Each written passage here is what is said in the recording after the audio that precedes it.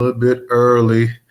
Our people they'll be coming up in here. Shout out to my people on YouTube. We live. We on Twitter or X, and we on YouTube now. MF Kush, share with me your thoughts when you first saw this actual video. I heard it's an older video, but what was your thoughts when you actually saw this guy who's supposed to be a Black American talking about basically that Black immigrants had a harder work ethic than us. So first of all, shout out to you for hosting the space. Look, I don't agree with what he's saying, and the reason why I say this though is this is why I have an issue when we're talking about businesses in general. There's always a spotlight on Black businesses, as if Black businesses have all these negative connotations and all the other stuff, right? And as if you've never experienced having bad customer service or work ethic coming from a immigrant business. I've went into some immigrant businesses just to kind of see what the customer service is like, and I've had bad experience with their customer service, let alone product of which they call themselves trying to sell. I don't believe that they outwork us, and I don't believe that they have better businesses in general. When they get here to America, right, they are handed a lot of these amenities to them, so they're able to obtain a lot of things that we are not able to get just right off the bat. If they go into the military service, it's a free ride for them, right? When they go out there and they go to apply for colleges, it's a free ride for them. When they even want to set up their businesses, it's a free ride for them. They don't have to go through the same obstacles we go through. So, as far as I'm concerned, I think that the rhetoric that he was trying to push was completely false. And for you to call yourself a Black American even to disrespect your own people in that way makes me think like you're either you're raccooning out or you got something else going on in your life. But he was part time ago where I think Yep, you breaking up on us, MF. Can you hear me now? Yeah, I can hear you now.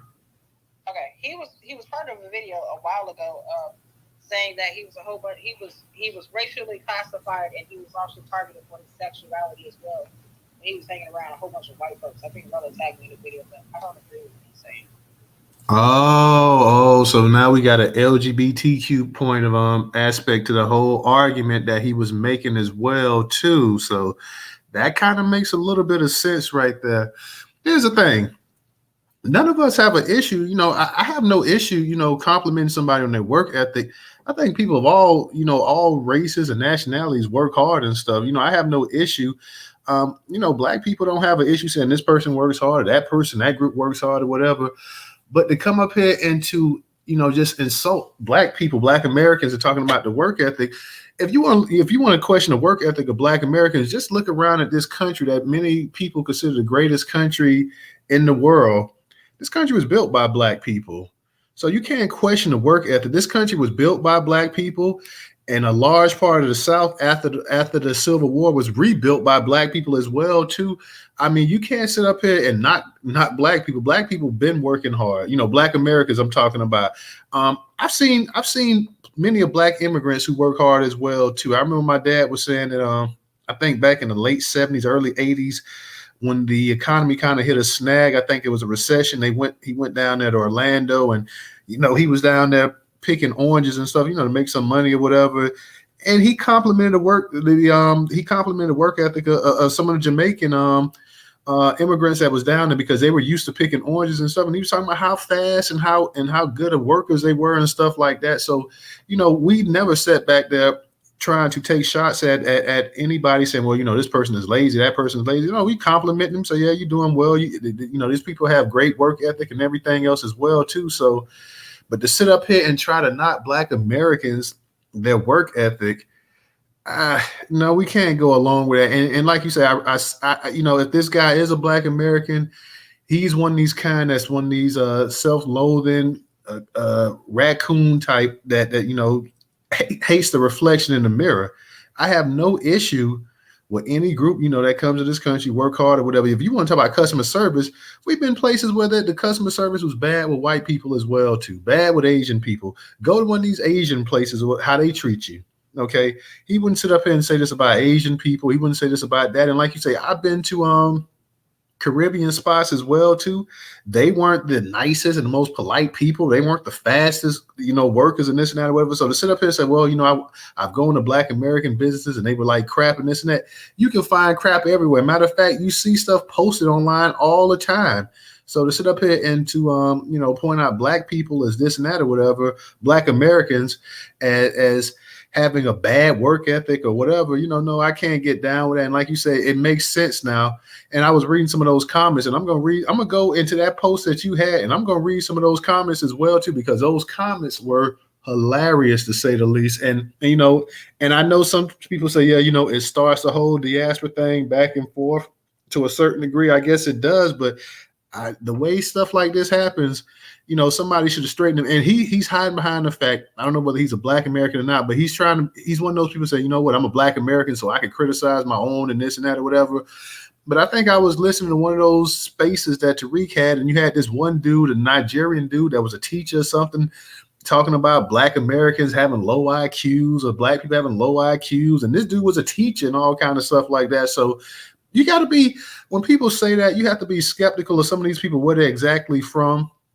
And then you also have to be skeptical, even if those people from here, those people could just be Sambos, and we have a large number of people in this country, native born and foreign born, that are just Sambos. And this guy, he fits the T up there. He fits it. I mean, what he was saying was completely nonsense.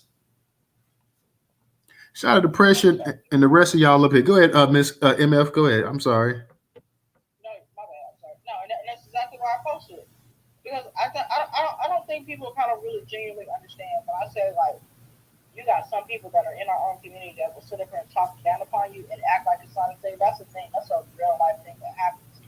His rhetoric to me is dangerous, and it's dangerous because, again, you're insulting your own people that you say that you're a part of, and it's completely contradictory. So are you saying in a nutshell that you would rather do business with non-Black Americans versus your own people?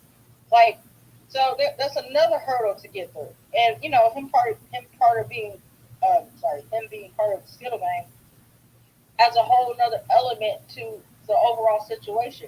But yeah, I posted it, and I'm surprised at the adverse reaction, because you have immigrants that are sitting here in those comments, and they're like, "Well, I didn't hear no lie." Well, it is a lie.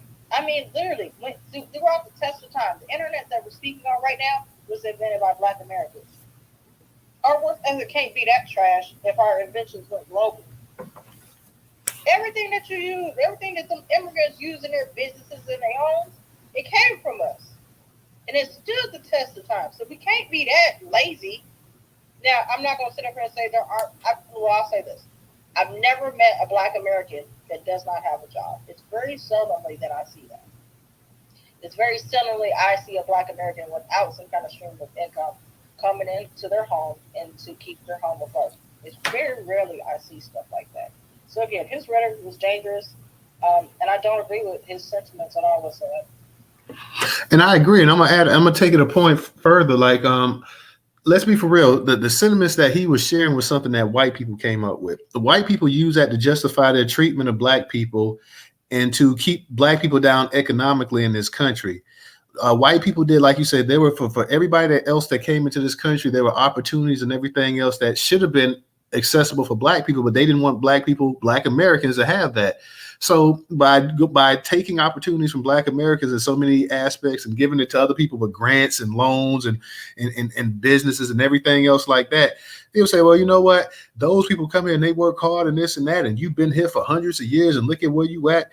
It's not the white man's fault. It's your fault and this and that or whatever. So they use that and it's a way to cause division. They would sit up here and they would point out, well, that's why you got the whole model the Asians are the model minority type thing, and then you start hearing about these other groups, and then they started going and say, well, you know what, those Black people that come to this country from other places, other immigrants, they're just happy to be here. They work hard, they bust they put their kids through school and this and that or whatever. Why can't you be more like them?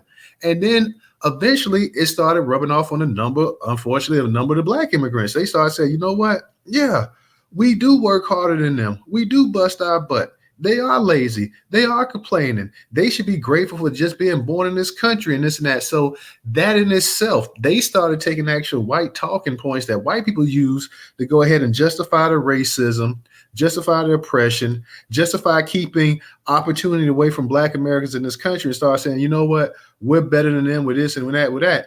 Now, when black Americans in this country start saying, you know what, if you're so much better, then why were you from? Why isn't it better? Why isn't it this? And it's well, Western imperialism and the West has kept us down, and the West with our leaders and everything else. So it's like, okay, in one aspect, you want to say that racism doesn't exist, that racism is just something that you guys made up, that's made up. And the other aspect, you want to say, well, you know what? It is real. It does happen because we're being discriminated against in our own countries. If it wasn't for the U.S. and if it wasn't for France and if it wasn't for Great Britain, then we would be in a much better predicament than what we are. So when it comes to us, we're just making excuses here in this country. But when it comes to you, then, hey, you have a legitimate reason why you're living in a third world country and you got slums galore and you got diseases that's been eradicated 100 years ago that people to this day are still dying from, so you can justify it that way. But when it comes to us, you can't, it's like, hey, y'all just don't want to do better. Y'all just looking for an excuse and a cop out and this and that or whatever. So white people put it out there and you didn't have to take it. You took it because you want to take it. You want to go ahead and you want to run with that narrative. You want to say, hey, you know what? We bust our tails and this and that or whatever. And quite a bit of that is jealousy, and I'm not going to sit here and say all black immigrants feel that way. A number of them don't, but I have spoken to some of them.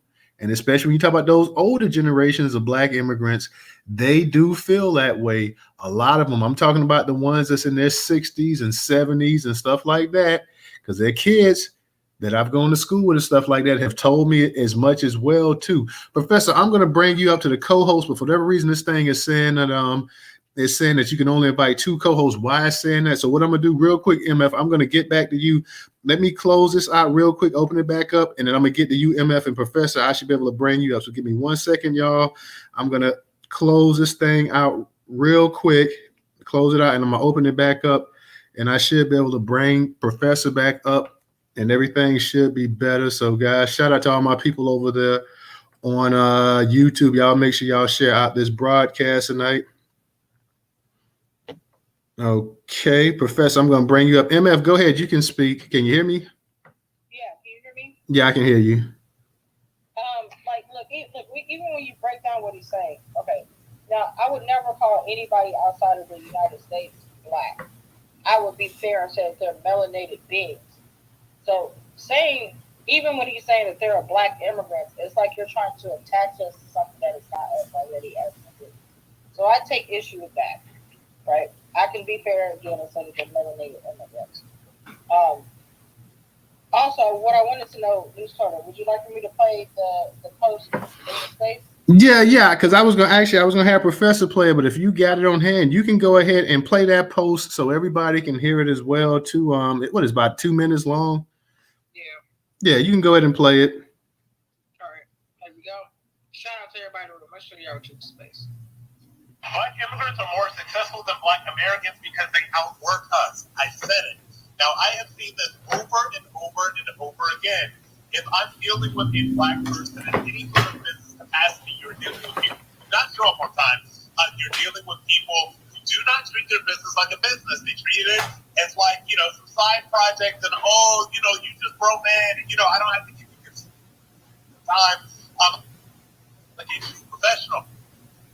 Black immigrants are very different. They are very hardworking. They show up on time. They come to America with the mentality that they are going to come here and work and build something, whereas black Americans, and yes, I'm 100% foundational black American from slaves, okay? That is how black American I am, and I will tell you that black Americans have a very entitled mindset. We're always waiting on somebody to do something for us. We are always waiting on government handouts. We are always waiting on somebody to do something for us, and when we get positions, And when we actually have businesses, have companies or whatever, 9 times out of 10, they're run terribly. I have had some of the most terrible experiences that you can ever have when deciding to deal with Black American business owners. Now, you know, don't hate the player, hate the game. Don't hate me for saying what is really real. Black immigrants are out chasing Black Americans because they outwork us. And there you go in a nutshell. That's exactly what this dude said. Like I said, I believe that video was a couple years old, but it resurfaced. MF, she tweeted out as well too. It got quite a bit of traction, and it caused quite a bit of chaos and confusion as well too. A lot of people back and forth, Black Americans, Black immigrants, back and forth in the comment section. Like I said, we're gonna read some of those comments tonight as well too. And you know, it was just lies. It's lies. Okay, when you start, and here's the thing, and I even hear Black Americans. I got on this one Sambo a while ago here on X. He said, well, you know, he said, don't. He was talking about all this stuff. I said, well, you know, all of the stuff that Black people accomplish in this country. I'm talking about in present day. I'm not talking about from 1870 to 1940. What have we done now? We haven't done anything whatsoever. And I'm like, well, we've still done more than pretty much any other Black group in the world. What are you talking about? You know, when the face of success, Black, they do, right or wrong, people tied into Black Americans.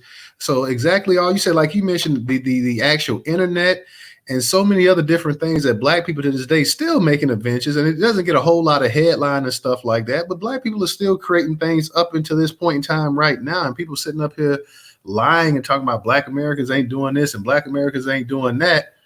No. MF, you want to go ahead and add something? Because I know you did have your hand up at one time. And anybody else that wants to speak, come on up here and speak as well. Because like I said, we're going to hit up on these comments as well, too. The only thing I can really add is, like I said, y'all literally, and I know y'all seen that post, right? If you go through the comments, you literally have people talking about, well, look, he's not lying. I don't take no lies. He's telling the truth. Da-da-da-da-da. And what's interesting is that you see the Black American family come through talking about, nah, bro, you a lie. That's not true. Because in the sense to me, it sounds like he's saying like he's never had a bad experience going into a white-owned business. Because guess what? I've had bad experiences going into white-owned businesses all the time.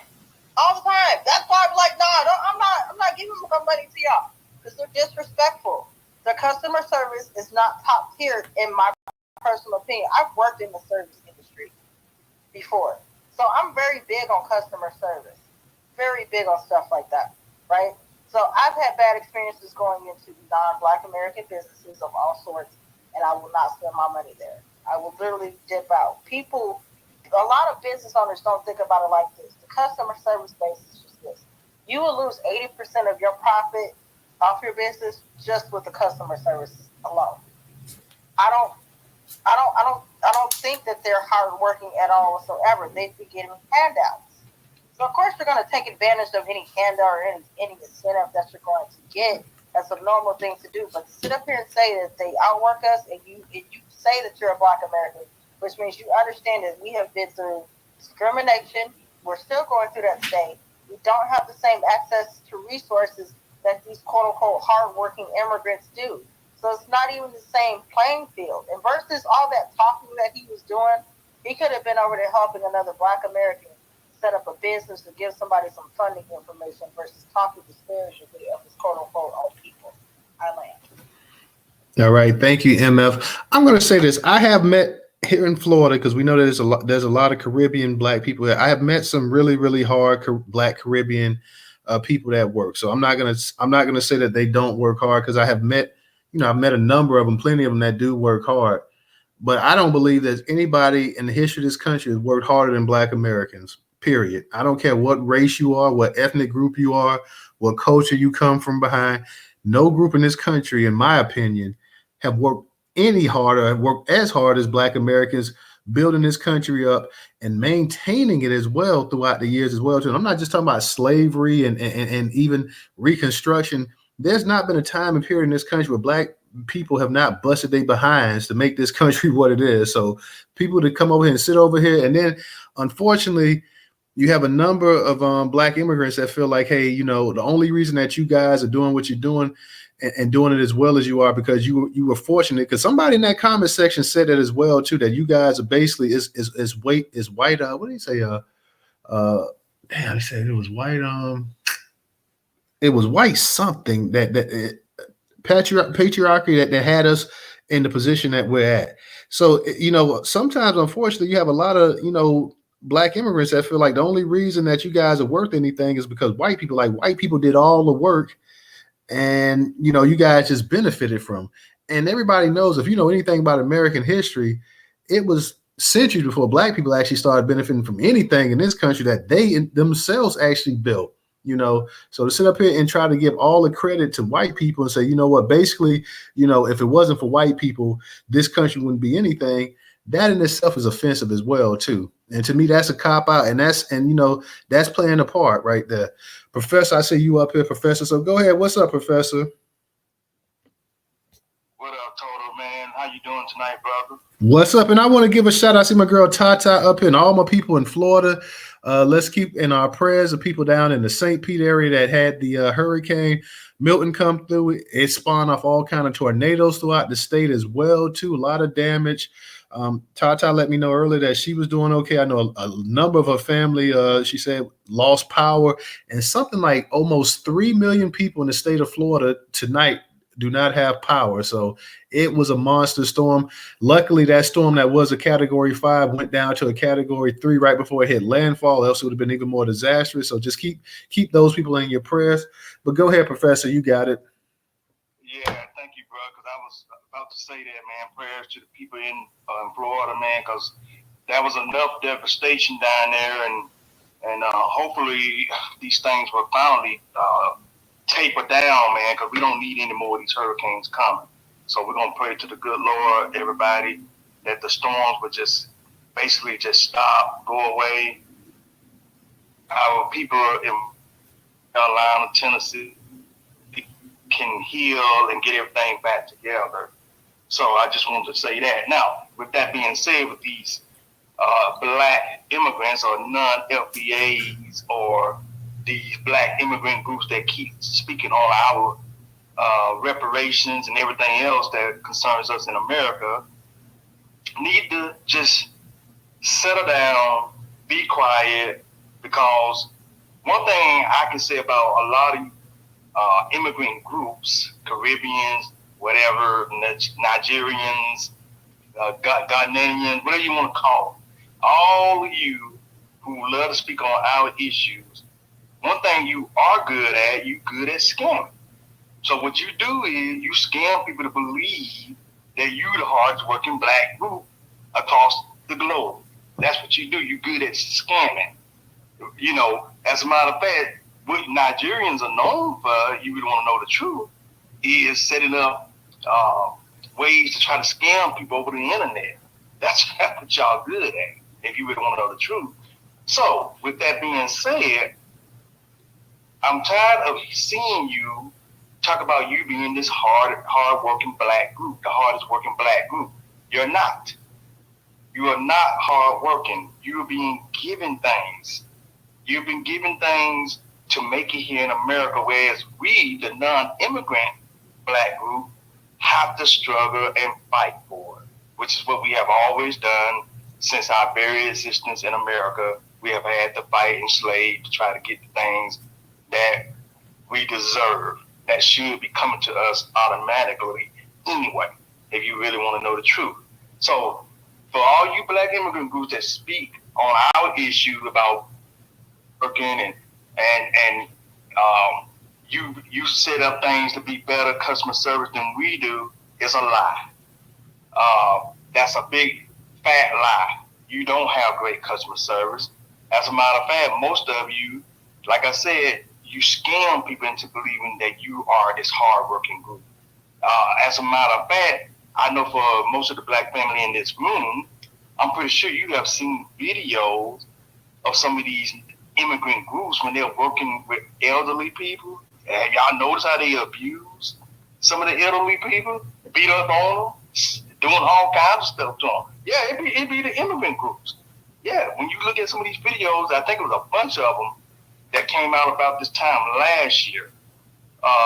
And it was showing where some CNAs, and they were not FBA, these were non-FBAs that were beating up on elderly people in nursing homes. See, and that was nurses, non-immigrant nurses. Immigrant nurses that were beating up on elderly people, mistreating elderly people. This is what I'm trying to tell you. This myth that these folks are better than what we are is a lie. Black American family, you know who the people are. You know what we do. You know what we all about. And everybody that wants to speak on our issues, including these Hispanic immigrants and all of them, hey, they jealous. This is all jealousy, man. This is jealousy. That's what this is all about. Everybody wants to be us. Everybody wants to be Black American. They want to be a part of the culture that is cool, the culture that makes things happen, the culture that leads. That's us. Caribbeans and Nigerians and Bahamians, whatever they are, they want to be us. They want to be like us, right? They want to be like us, but they're not like us. So for all of you, like this guy in this video, by the way, I don't know if y'all picked up on it, man. That dude got an accent that sounded like he could be from another country, by the way. I don't think that was an FBA total. I don't know if you picked up on that. That's not an FBA. Everybody think that he might be LGBTQ. It might be, but I definitely don't think he was one of us, man. Now, he said he was FBA, but a lot of times people would say they FBA because they're trying to use that as a way to make a point. You know, and he was trying to use that as a way to try to sell it. Hey, man, look, I'm FBA. So by me being FBA, I know that Black American people ain't worth a damn. See, that's what he really was trying to do. He was trying to use that as a way to sell it. But that guy that y'all heard in that video is non-FBA. That's not an FBA. FBA people don't say stuff like that about Black American culture, Black American history, Black American hard-working families, hard-working dads, hard-working mothers, hard-working uncles, aunts. That's what we all been about, man, this nation. And FBA have never said that. That's not an FBA. That was not an FBA in that video, and I don't want y'all to fall for that. That guy was a non-FBA that was pretending to be one of us, which is what they like to do anyway. So I'm gonna land right there because I want to hear what everybody else think about this video. But I'm telling you what I know. That's not an FBA in that video. So I'm gonna land right there. And I can just say this from my personal experience, from my parents, my mom and dad, they passed along a work ethic. My mom didn't play. Rest in peace to her. My mom got it, like straight up. She didn't believe in being late to work. And if she had to stay late, she would. And so would my dad as well. To my dad instilled that, hey, if you got to be the janitor and sweep the floor, you need to try to be the best janitor, sweeping the floor that you can be. So all this stuff from my uncles and my aunts to cousins, my sister, all this stuff talking about people don't work hard and this and that or whatever. Black Americans don't work hard and all of this kind of stuff. People, and like you say, I'm with you on this, Professor. I'm really doubting that this guy is a Black American to sit up here and say that. Now we got people. We got to keep in mind. Now I want us to be honest. We do have a number of Sambos in America, you know, especially along the conservative line, that just come out and say stuff just to go ahead and win brownie points, like that fool Mark Robinson and some of the stuff, and some of the ones that's running for political office and stuff. They will say stuff to appeal to white people and stuff like that. They don't mind throwing you down, but this guy to just sit up here and come up with this nonsense right here, like I say, it is jealousy to a certain degree. It is jealousy. It is people. There is a resentment towards a lot of Black Americans simply because when you think of the face of blackness, it is Black Americans in this country. Just like a lot of people in the country in the world don't like the United States of America. A lot of people in what do you want to call it, the black diaspora, the melanated diaspora, whatever you want to call it, a lot of them have an issue with black Americans as well, too. They feel like, hey, you guys get too much credit, you overshadow us and this and that or whatever. And black Americans really don't even look at it like that, because black Americans have been inviting and opening with their culture to everybody, including non-black people as well, too, you know, with open arms. And that's kind of the issue you got right now going on with hip hop, when you got Latinos sitting up here talking about they created this and they created that and this and that or whatever, and basically trying to kick you out of something that you created. So you have this, you have a certain level of jealousy, and you know, people just really can't stand you for something like that. And you hear from this guy right here. I'm gonna read a couple of the comments real quick. I'm gonna read some of the comments, because this dude here, I mean, they were going in on it. They was going in. First person, Wind Turtle says, "Where's this guy from?" MF Cushy threw up the loud signs. Black Tucker Carlson Jr. says, "Black Americans have a higher spending power than every Afro nation. If Afro immigrants are more successful, then why don't their countries match their success?" Now, this was good. I'm going to go into this actual post because you got a lot of replies here. One person out of the blue, I believe this person is Jamaican, says, "Why doesn't your spending power match your success on the ground? Buying $400 Jordans yet living in Section 8 is dumb. You don't own banks. You don't own manufacturing plants. All you do is buy, and make Asians and white people rich, and you stay at the bottom of the barrel. Shame." Go into his comments a little bit deeper. Then you got a response from Black Carlson Jr. says, "These stereotypes don't sting when you realize Africa is the poorest place on earth." They go back and forth, and you're belittling Africans doesn't sting when you're the poorest in America. There's only 60 million of you and 1.2 billion of us. There's definitely more of us living better than all of you combined. That poor S is played out. Most of you are poor in America and will be poor in Africa. Okay, so I gotta look at the comments. Living better than why are millions of Africans fleeing the continent? Delusional. The replies, out of 1.2 billion, only 0.025 are in Europe, America, etc. You niggas act like all Africans is fleeing. Not you've been sold a lie, broski, that we're hungry and have children with flies in their eyes. These are just 4 cities in Africa, more like this. So he posted some cities in Africa. It says, why compare one? And then Raz Capital says, why compare 1.2 billion Africans to 50 million Black Americans anyway? Because Black Americans on TV a lot. You are weird. And out of the blue says, and you have a blank bag for brains. Your brain cell low IQ vagabonds that don't know anything beyond your noses. Talk about Africa, like all of us are poor and belittle us. No African Americans is on any TV I watch. I don't listen to hip hop or watch. Say, we know that's a bunch of nonsense right there. So let me go and get to some other comments. You got TC on the water, I guess. Dude, you live in Section 8 housing despite being in the richest country on earth. Your neighborhoods are worse than the worst of African countries. Very delusional folks. Black Tucker Carlson says, very fun fact, our neighborhoods became unsafe after the Civil Rights Act allowed Africans to immigrate in America. Like I said, you got a bunch of back and forth.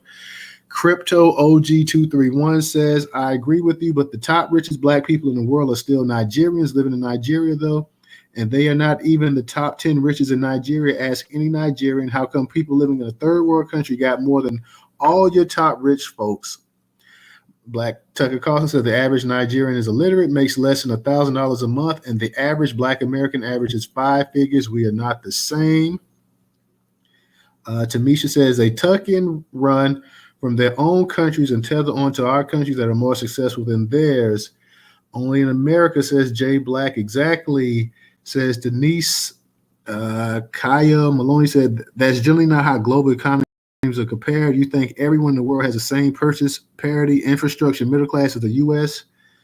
Okay, let me go down. Poor Natural says Africa is poor. Ricky Johnson said it's pure idiocy. JT says, yeah, spending all of this to everyone else instead of the Black community.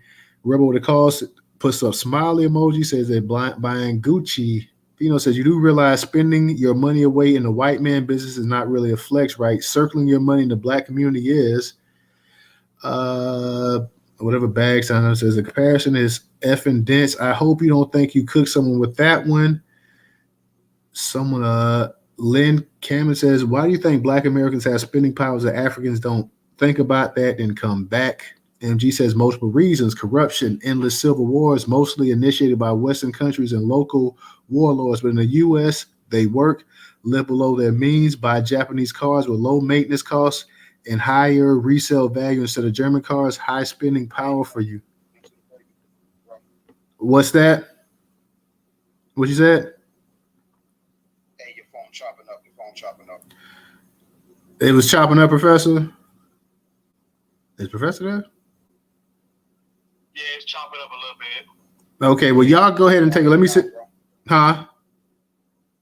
You said what? Yeah, it was kind of going in and out a little bit, total. Can you hear me now? Or is it still choppy? No, it's good now, man. I don't know what it was doing earlier, man, but it was kind of going in and out. But you sound good now, though.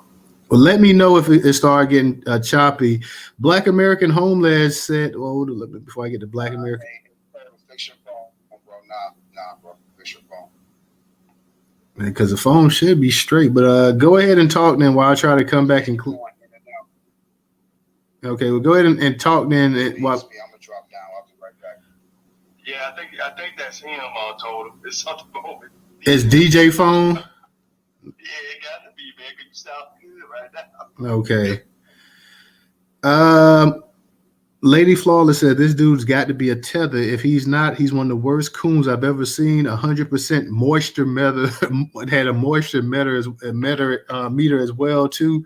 Black American Homeland says, have you ever conducted business in any of the countries in Africa? He is lying because there are very few African-owned businesses that cater to Black Americans other than Caribbean and African restaurants. The sample size is too small to compare to native Black American businesses. I have never seen any African bank, new or used, auto dealership, grocery store, convenience store, liquor store, tobacco shop, petrol station, motel, hotel, electronics store, strip clubs, nightclub, travel agency, any African franchise, or restaurant, or African remittances operations. I saw a few Ethiopian restaurants in Atlanta, Washington, D.C., and Vegas. Kwame says, greeting, brothers. My job is to inspect businesses in Atlanta. There are more than a few owned businesses in most of these areas you name, especially in convenience stores. I recently bought a used car from a 20-year-old Nigerian. Black American Homeland there says, I'm open to being corrected. Kwame, thank you. We got somebody requesting to speak. Is that DJ? No. Oh, that's Mark. Okay, Mark. If anybody comes to request to speak to, let them go ahead. We'll let them speak, and then I'll get back to the comments as well too. So we're gonna be reading the comments tonight too. But I want people to come on up here and speak. And is Mark up here? Because like he must have dropped down the listener. No, he here. Mark is up. Okay, Mark, did you want to say something? I said you requested to come up. Are you good for right now? I wanted to just speak to the topic, opportunity. I have opportunity to do so. Yeah, you go ahead, Mark. You're a little bit low. You ain't on your headset, are you? Oh no! I have my finger over the mic. Can you hear me better? Yeah, I can hear you better. Go ahead. You can speak. Yeah. So, man, not only is it a myth, it's really propaganda. It's a PR campaign to push our people out of the paint all over this country, man. And that's why I don't understand why. And I hope we're on the same, conversation. But I just came in and I want to speak on the topic, right? Yeah, we talking about the myth that Black immigrants work harder than Black Americans. Right. Not just Black immigrants. They try to paint this picture like all these immigrants come here work harder than our people, right? That's true too. Yeah. But Dr. Claude Anderson said it best: we work harder than a slave, right? And so, look, these people, and I can't believe in Black America, after knowing and seeing what immigration is doing to our people, I just can't understand for the life of me why they are voting for this Democrat Party that's not only pushing mass immigration, but child pedophilia and recruitment, or what do they call it? Grooming. They're grooming these children in our face. I mean, from gas to groceries, most people can't afford. And I'm talking about some of the same people who are voting for this progressive agenda.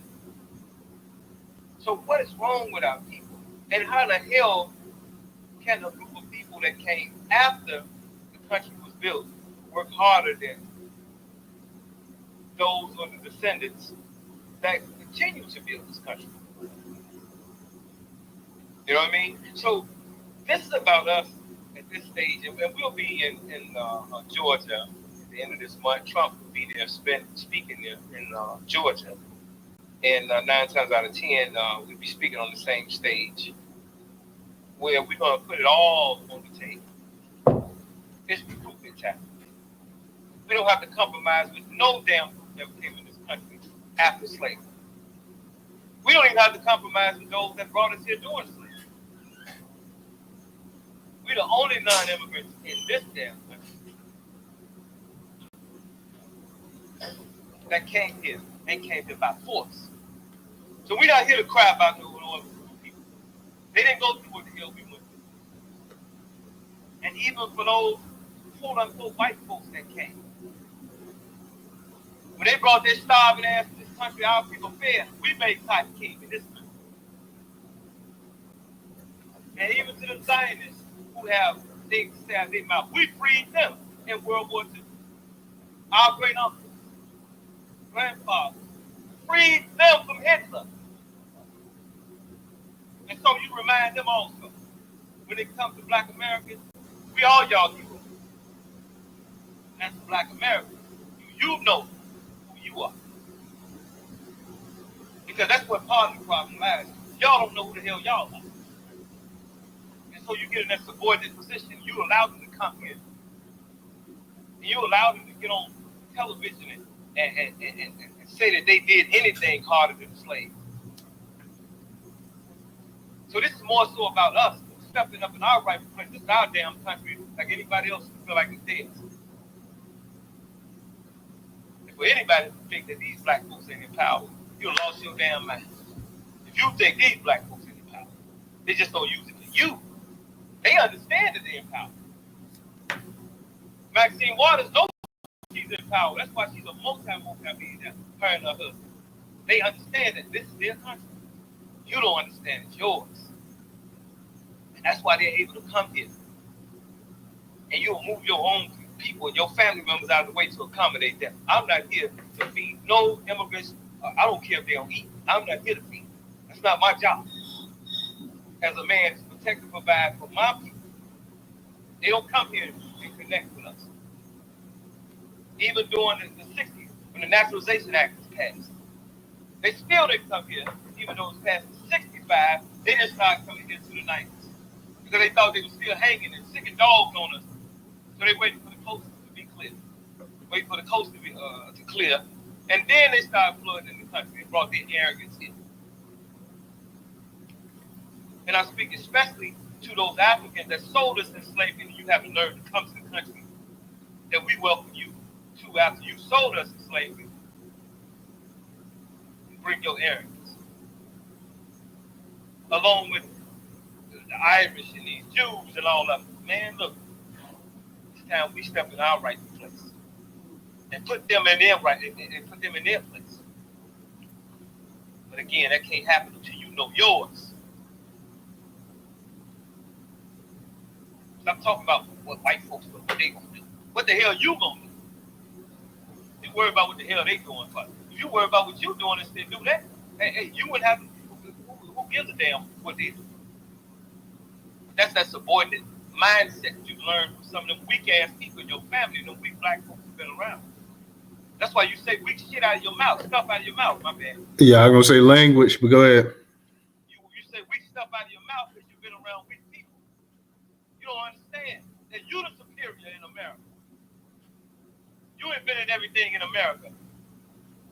They just had to stole your invention. You are what makes America America. You know what I mean? Hey, what's that saying? The real McCoy? Who y'all think McCoy was? You think he's Anglo? Mark, can we get you up a little bit louder if possible? Say again? Say, can we get you up a little bit louder if possible? I was trying to talk loud. I thought maybe you could hear me. Oh, okay, because it seemed like I can hear you, but it's just for the people on YouTube. But you kind of seem like you kind of off at a distance. But go ahead. Okay, can you hear me now? Yeah, I can hear you still about the same. But go ahead, you fine. Yeah,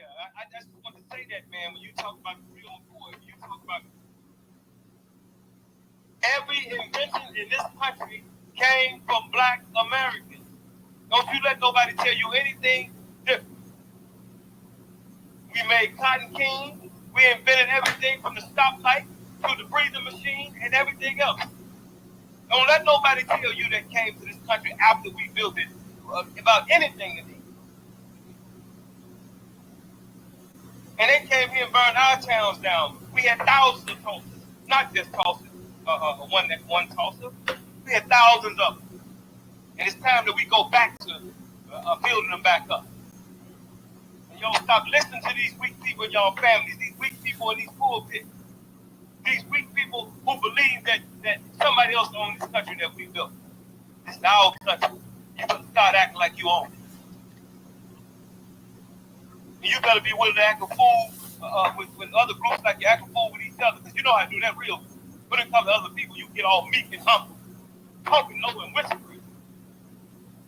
Nobody, I don't care what country they come from, can work harder than those that made this country what it is.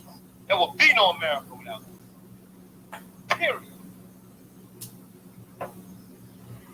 Hey, Mark, let me ask you a question. How do you feel when you hear that? When you hear, and I don't care what side of politics it is, whether it's Democrats, Republicans, when you hear them say, you know, this is a nation of immigrants and immigrants built this nation. How do you feel when you hear that? I say, y'all are a nation of immigrants, but we the only non-immigrants. See, we got a different story. We got a different label. That's why we have to start dictating and set the narrative, bro. But you can't take no Black Greeks and do that with them. You can't take no Masons and do that with them, because they are under a Caucasian ideology. You can't take no Black folks that want to wake up white and make them understand that they are the cream of the crop, because they're too busy trying to wake up white. These people after 2 hours trying to wake up white. That's why they run around and be talking about they Black Greeks and talking about they Masons. How you gonna ask a white man, can you be yourself? Everything about the Masonic order is you. So why would you go to him and ask him for his birth? A chapter and charter from him. Chris Hall.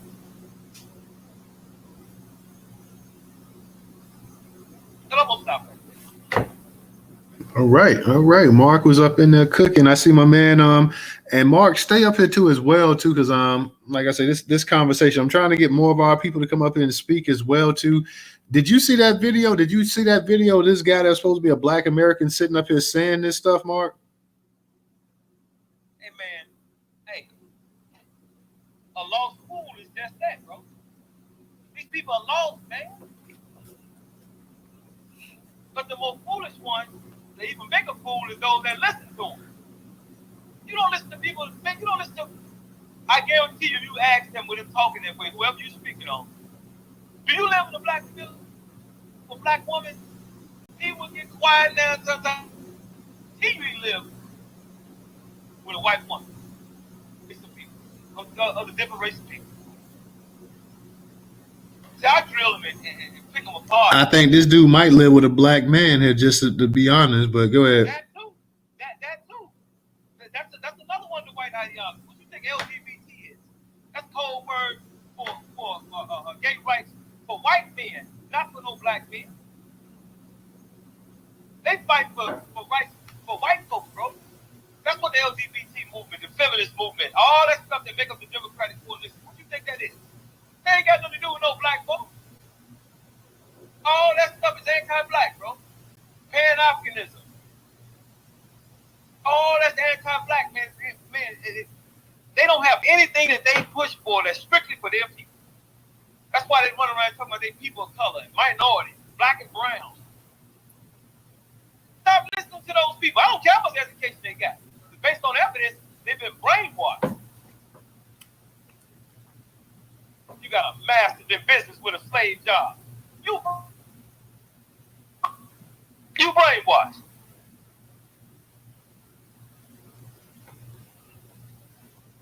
So when people like him speak, you don't listen to him. There's no other fool that's talking like that. Man, Well, here's the crazy thing here too. Back in, I think it might have been 2022, 23, or early 23. Me and DJ, we had a space where we was doing about welfare, and we was talking about in that space we had the actual statistics and the data to back it up. When people sit up here talking about, black people are the ones on welfare the most and this and that, the actual stats reveal, and this is from the actual National Immigration Center, not from some right wing website or whatever, or left wing website. This is supposed to be from the National Immigration Center. It said that immigrants, more than any other group in this country, were using social services and using welfare more than any other group. So when you start in some of these comments I was reading, talking about, black people, y'all sitting over there on Section 8 and buying joys. No, no, no, no, no, no, no. When y'all come here, because a lot of y'all don't have anything, when y'all come here, you're the one that's getting health care. You're the one that's getting free food. You're the one that's getting lodging and everything else as well, too. So, you sitting up here talking about that black people, the vast majority of black people, I don't know if people think this is 1945 or 50 or 60 or whatever. The vast majority of black people in this country are not on welfare. I don't know, and let's be for real, white people are always outnumber black people on welfare as well, too. But you got a number, unfortunately, of these black immigrants, especially, sitting up here saying, well, y'all just as bad off as we are because y'all on welfare and this and that. Like, no, the vast majority of black people that live in this country are not on welfare. See, brother, whatever we do in our country, we made it possible for us, them, and everybody else. So we don't owe them no explanation. We ain't arrogant enough for that. You got to be extreme. You got to be an extremist arrogant. You have to be extremely arrogant when it comes to them. Don't even allow them to talk when you in the room, bro. They ain't got no business talking when you in the room. Tell them, Google where you come from. Let's Google your literacy rate. Let's Google just look at pictures of where you come from. Let's shut the hell up while you're talking to America. Because see, we find ourselves going back and forth with them. You don't go back and forth with them. You shut them down. But that's that arrogance that I'm telling you about, bro. They come here to your country and you forget who you are. Whatever our people doing in America, we made it possible. Whatever. And so if our people are down on their luck and they got to go get on Section 8 welfare for a period of time, my only thing about it is, man, at some point, come up off of it and get back in the game. But if they got to go on it, they ain't got to answer no questions to nobody. We made, matter of fact, not only did make it possible for Wall Street sits on top of our people's great.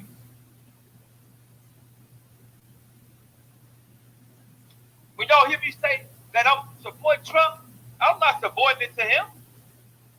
Not at all. But your mind make you think, man, y'all getting up under, I ain't getting up under nobody. That's called you know who you are.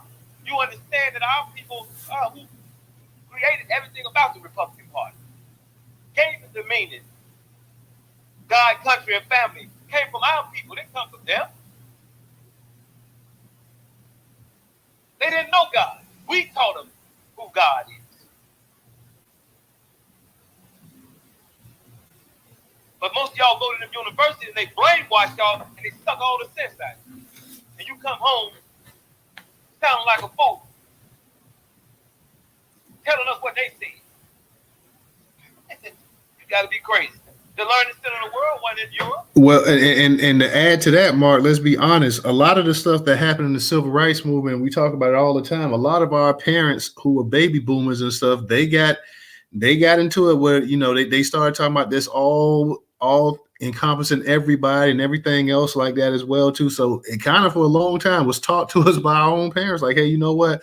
Those people are just as bad off as we are, and those people are this and that or whatever. So, it kind of started in the late 60s when you start having the civil rights movement, something that was supposed to be entirely for Black Americans that went on to benefit everybody in this country, from white men to white women to immigrants and minorities and all this other stuff like that. Everybody else benefited from them. They done forgot that now.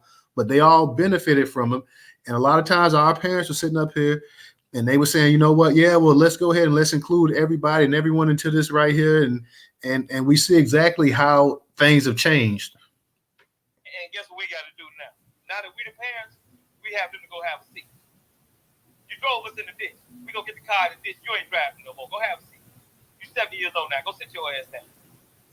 You don't know what the hell you talking about. You ain't talking about what your mom and dad told you. You talking about what you learned in them dumb institutions. And since you dropped the ball, respectfully, go have a seat. See, it's our time now, man. You know what I mean? Most of us taking care of them anyway. Facts. Yeah. So they go have a seat. You got to tell them to go have a seat. Respectfully, go sit your ass down. You don't know what you're doing. We got to get ourselves back on track, bro. We off track. Grandma and granddad told us, hey, stay on this now. We was little kids. They was telling us. They saw their own children falling off track. And they started telling us, don't you do that. Don't you be smoking that dope like your daddy. You know what I mean? They told us. And now that we older, we can hear them talking to us now. Get back on track, man. Yeah, they went in them universities. Yeah, they got on welfare and all that kind of stuff and thought they had something slick planned and started crying for other people more so than their own people. Right now, they talk about, they got kids in cages. But is there any difference in the kids you help put in cages? Are you talking about those cages, the ones in mass incarceration, the mass incarceration days? If you help put your kids, your friends, children in cages, they hear nothing about no they children in cages. That ain't my business. If they children in cages, get them out there. We too busy trying to get our children out of cages. Joe Biden's cages that still impact our people, even though they're free. Some of them free, it's still psychologically messed up behind mass incarceration. And not just that, but welfare reform. NAFTA, where they took all the jobs across the seas before they put out people to work. Joe Biden is still the same Joe Biden. That in the 90s, mainly in the 90s, when it was time to turn over the workforce to black people, he sent all the jobs out of the country. And when Trump said, bring the corporations back, what did Joe Biden say? Okay, I'll bring them back, but I'm going to bring these illegal immigrants back with the jobs and put them to work right here in America. Because at the end of the day, it's always been with him. Never let these black folks get ahead. That's his agenda. Dating all the way back to the 1900s with his parents, when they came here as starving Irish and Italians that our people fed. I don't let them forget. Just like I don't let the Jews forget we freed them. They don't talk in the room around me, bro. So I'm gonna make it real clear to them. Mark, I want you to stay right there because I had Mr. Al want to speak, but stay right there. Let me get to Mr. Al and I'm gonna come back to you. Mr. Al, I know you had your hand up, so go ahead and unmute your mic. Yeah, what's going on, brothers? What's up now? Yeah, thank you very much. What I want to say is that I just posted just a moment ago. Dr. Henry Louis Gates, has announced that there's going to be a new documentary about this upcoming piece that he's doing, the latest one. Just making a lot of truth mixed with falsehood. With this upcoming documentary about the black migrants and everything else coming out of the South and the North. But then he added this other part of this, a whole bunch of section about black immigrants and everything else. And we have to really act on some of the stuff that, these black scholars, are doing to us and everything else. Okay? I mean, what is wrong with not talking about the truth about us, about foundational black Americans who built this country and everything else. And then next thing you know, you want to go ahead and gloss it over with, with a whole bunch of black immigrants coming over here, and talk down on us and everything else. So I'm saying to us, that we need to start, pushing back or some of these black scholars. I have some respect for Henry Louis Gates, but at the same time, he likes to co-sign with this narrative and everything else about immigrants and everything else. We just got to start pushing back on that. So I'll land my plane there. You can address that to Mark Carter about that. I'm tired of that. Gates he's always tap dance. Henry Louis Gates, he's always tap dance especially when he does it. He's like PBS favorite black person to bring for those documentaries and stuff like that as well too. So at one time when I used to do the genealogy thing, I used to watch Henry Louis Gates and stuff like that, but you could just see the expression of his face when certain things and certain people DNA wasn't what they expected and stuff like that. Like he was almost ready to throw a party or whatever, but I kind of stopped listening to Henry Louis Gates, to be honest. Mark, did you want to address that? Anybody else in the brother? Hey, listen, I said it to you in the midst of me speaking. Why would you listen to a black priest? A man that said out of his mouth he's a black priest. What you expect out of him? Where do he live? Where does he live? When the police put him in handcuffs, where was he living at? Yeah, man, there's something wrong with us listening to them. Ron Daniels, Cornel West. Why would you listen to him? He was in Harvard while they were coming up with all these plans and studies to destroy our people. And then come out acting like he on black stuff with a white woman. What am I listening to him for? But we like we like listening to these people because we really think that they got some sense. Mark, let me ask you a question. What you up there in Chicago? What's the relationship with the Nation of Islam and the immigrant situation going on up there? So a lot of immigrants are in the nation. There's a lot of them in the nation. They in these national organizations. They promote mass immigration. You talk about the black immigrants. You talk about black immigrants in the Nation of Islam. And Mexicans too. Wait, there's Mexicans in the Nation of Islam now? What do you mean? When I think of the Nation of Islam, I'm thinking of black Muslims. That's what I grew up listening to. Wait.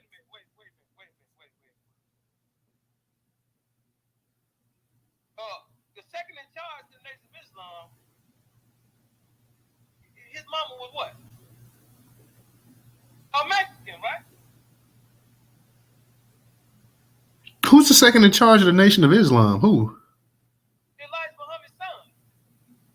Oh, Elijah. You saying Elijah Muhammad's? I didn't know that. I forgot his name. You're not talking about You're not talking. about Wallace. You talking about Wallace Muhammad? Yeah, you talking about Wallace? No, I said Elijah Muhammad, the one. No, he said. Israel. You talking about Herbert? You're not talking about Herbert Muhammad, are you? No, he said Ishmael. Oh, Ishmael. Okay. Where did Elijah Muhammad go? To Mexico, right? Come on, man. Hey, man, listen, bro. These national organizations are either looking the other way or directly playing a role in mass immigration. Because a lot of them are immigrants. And so naturally, you know what I mean, they would be, Minister Farrakhan is not going to be anti-immigration because he's an immigrant. From St. Kitts.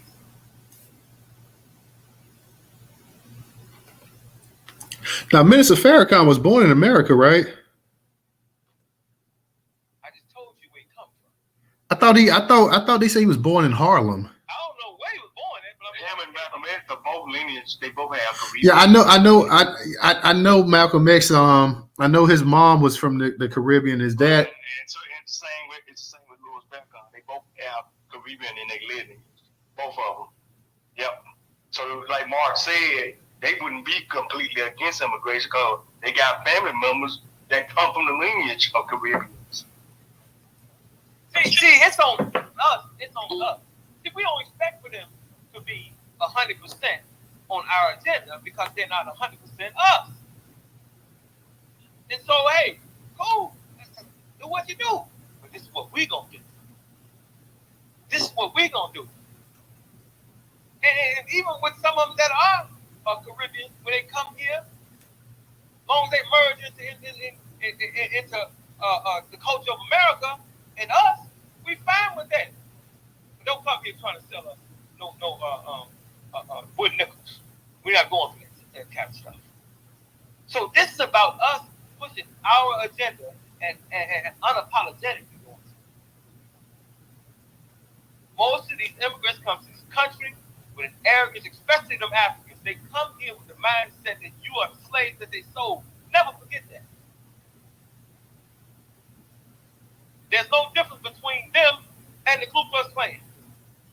They got the same mindset because they were business partners and still business partners. And in 2020, did y'all forget that all those African leaders of those countries came here to give the copper mines and all this stuff back over to America again? Did y'all forget that?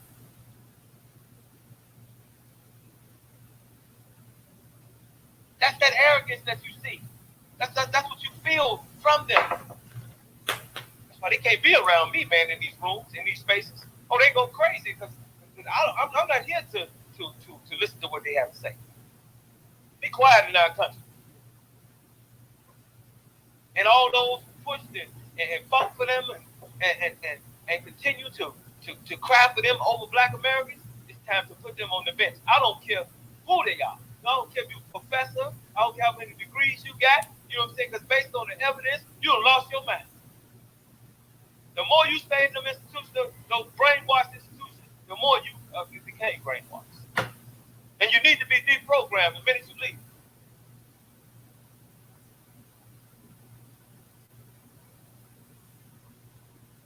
Real talk. Okay. Shay, I see you came up here. Did you want to speak? Original, I got you up here as well too. I know original, you normally when you come up, you normally speak. Did you original? You was up here for a while. Did you want to say anything, original? Yes, thank you for letting me speak.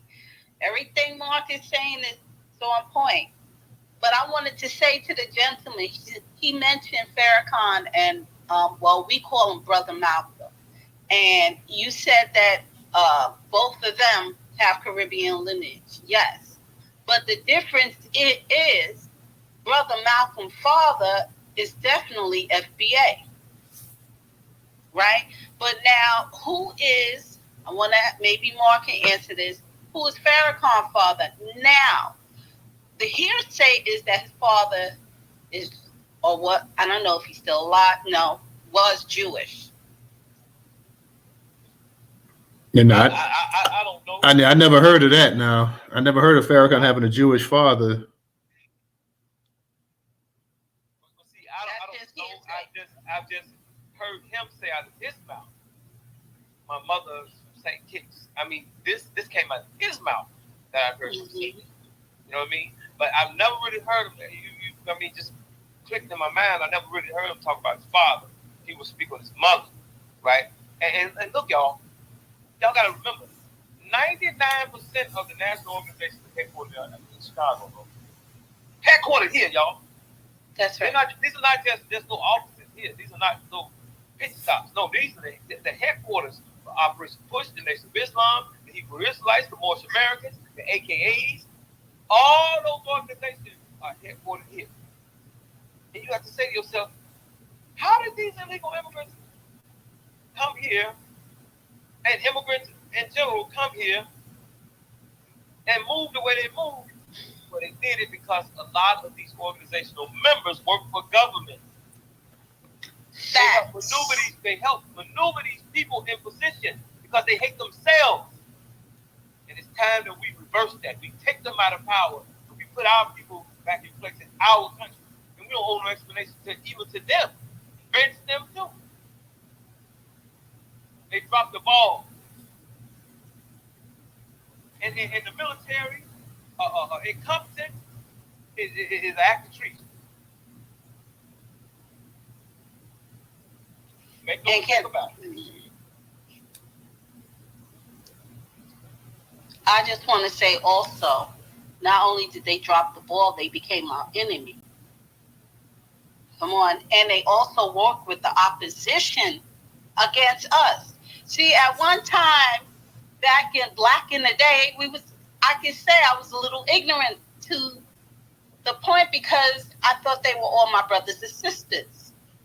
And then when you in the movement or in the Pan-African movement, depending on your location, New York City, Black Power, and everybody was Black Power, and we all brothers and sisters, and we all get along, and we all gonna try to build this nation and for everybody to benefit. But that wasn't the case. The reality will slap your ass in the face. God will expose you. And I saw a lot of butcher knives. When I say butcher knives, when they say they stab you in the back, oh yeah. I saw it through the politicians. I'm telling you, through friends, even some family members. And I was shocked. It took a lot of years for my eyes to open up, though. But I see the vitriol and the hate. And then they started coming out saying how much they hate Black Americans. And I was in some of these churches with people who I thought was my brothers and sisters. When you hear the conversation, I was like kind of shocked, like, what? I thought you was my brothers and sisters. Then you turn around, they done try to set you up, infiltrate. You understand what I'm saying? Become government agents, their own agents. And I heard somebody mention Ron Daniel. Oh, he's definitely the immigrant Illuminati connection. I had a conversation with him and about the background, what we went through, and he still said, nah, this wealth or reparation is for everybody. So he told me that personally. And then I was like, and I know Yvette said she had a conversation with him too. And almost it was like the same response. So that's his goal, that's his movement. But one thing I could say is that they didn't put him in charge of the commission like they was, but still who is it? Okay, thank you. Okay, well, thank you, Shay. I guess Shay must have had a guest or something, but thank you, Shay, for coming up to speak. Original, did you want to go ahead and say something? I know you've been up here for a little hot minute. Yeah, let me say this. These immigrants, it's like they have this degenerate gene. They're over here where I live, like they talk about, Black businesses. If you look at most of their businesses, they look like shanty shacks, or they have this shanty look about them. There's this, it's like a convenience store. It's owned by some Africans. And we have to kind of put the law on them. They have people hanging out all hours of the day and night. Then they had a couple of shootings over there, which, oh, hell no, not in our neighborhood. We had to make them clean that up. There was another business, a Jamaican business. It was some kind of jerk chicken place on Northside Drive. It had that shanty look about it too. I know someone that who would eat there. I wouldn't eat there.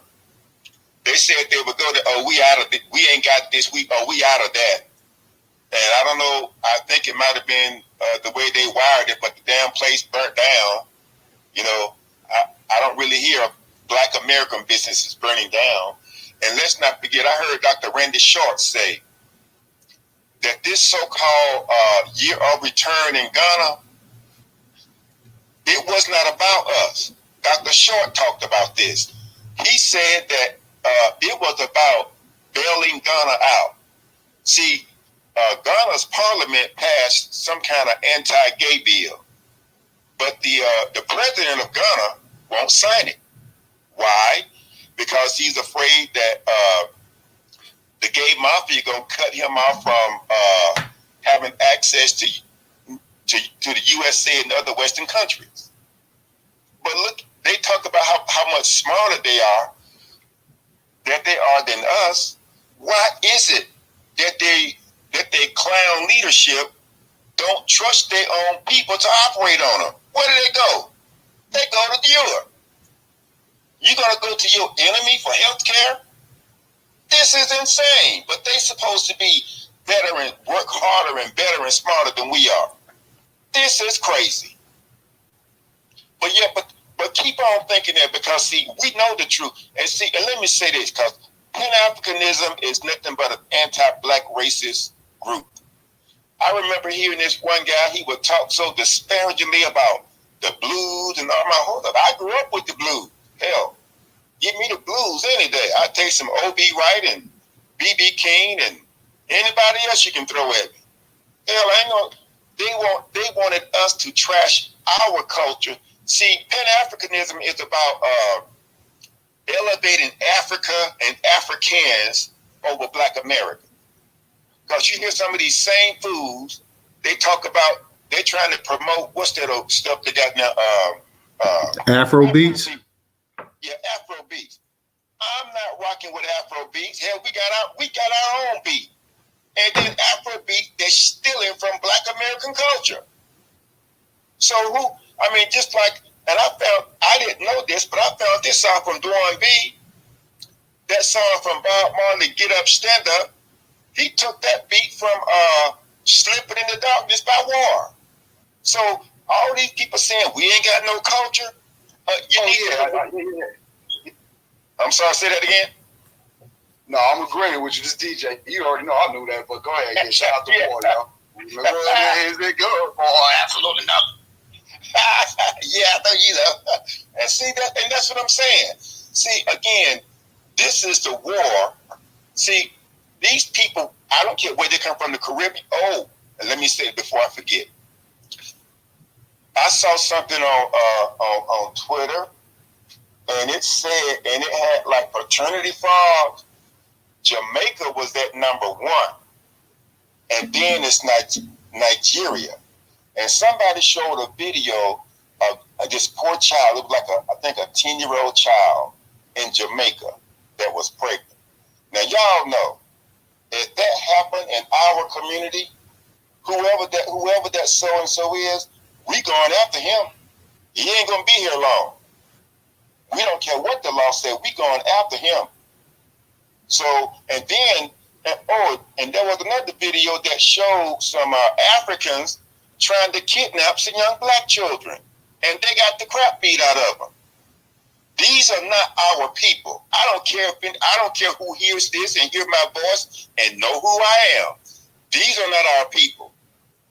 You know, we are, as Dr. Anderson taught us, we are unique. Because see, I know someone who's a Pan-African, and they wanted to be a researcher for Dr. Claude Anderson. But Dr. Claude Anderson knew better, and he would not allow this person to be a researcher for him.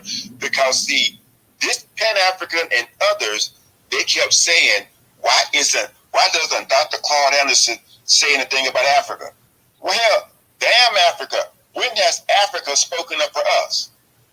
Now, we all saw when Donald Trump said, you know, S-hole countries, but guess what?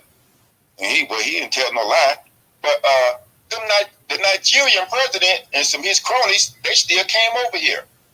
Now, had that been Black American, we would have either had that conversation or we wouldn't have showed up. One of the two. That's what we would have done. But see, these people, as Keith Lamar said, they're not like us. Just because they look like us, that don't make them connected to us. And it had been said that the people in the Black folks in Fiji said they left Africa thousands of years ago because of war and faction. They can't get their junk together, so they want to come here and try to disrupt what we have. So all we have to do is stay on code, 10 toes down and stay on code. Because we're not going to let these people come and disrupt what we're doing. We don't owe them anything. And let's not forget, too, there were Black folks already in this country before anybody else. So they need to understand that, too. See, is that several people are saying they got this tribal mentality, and you see how they like to connect to these white folks.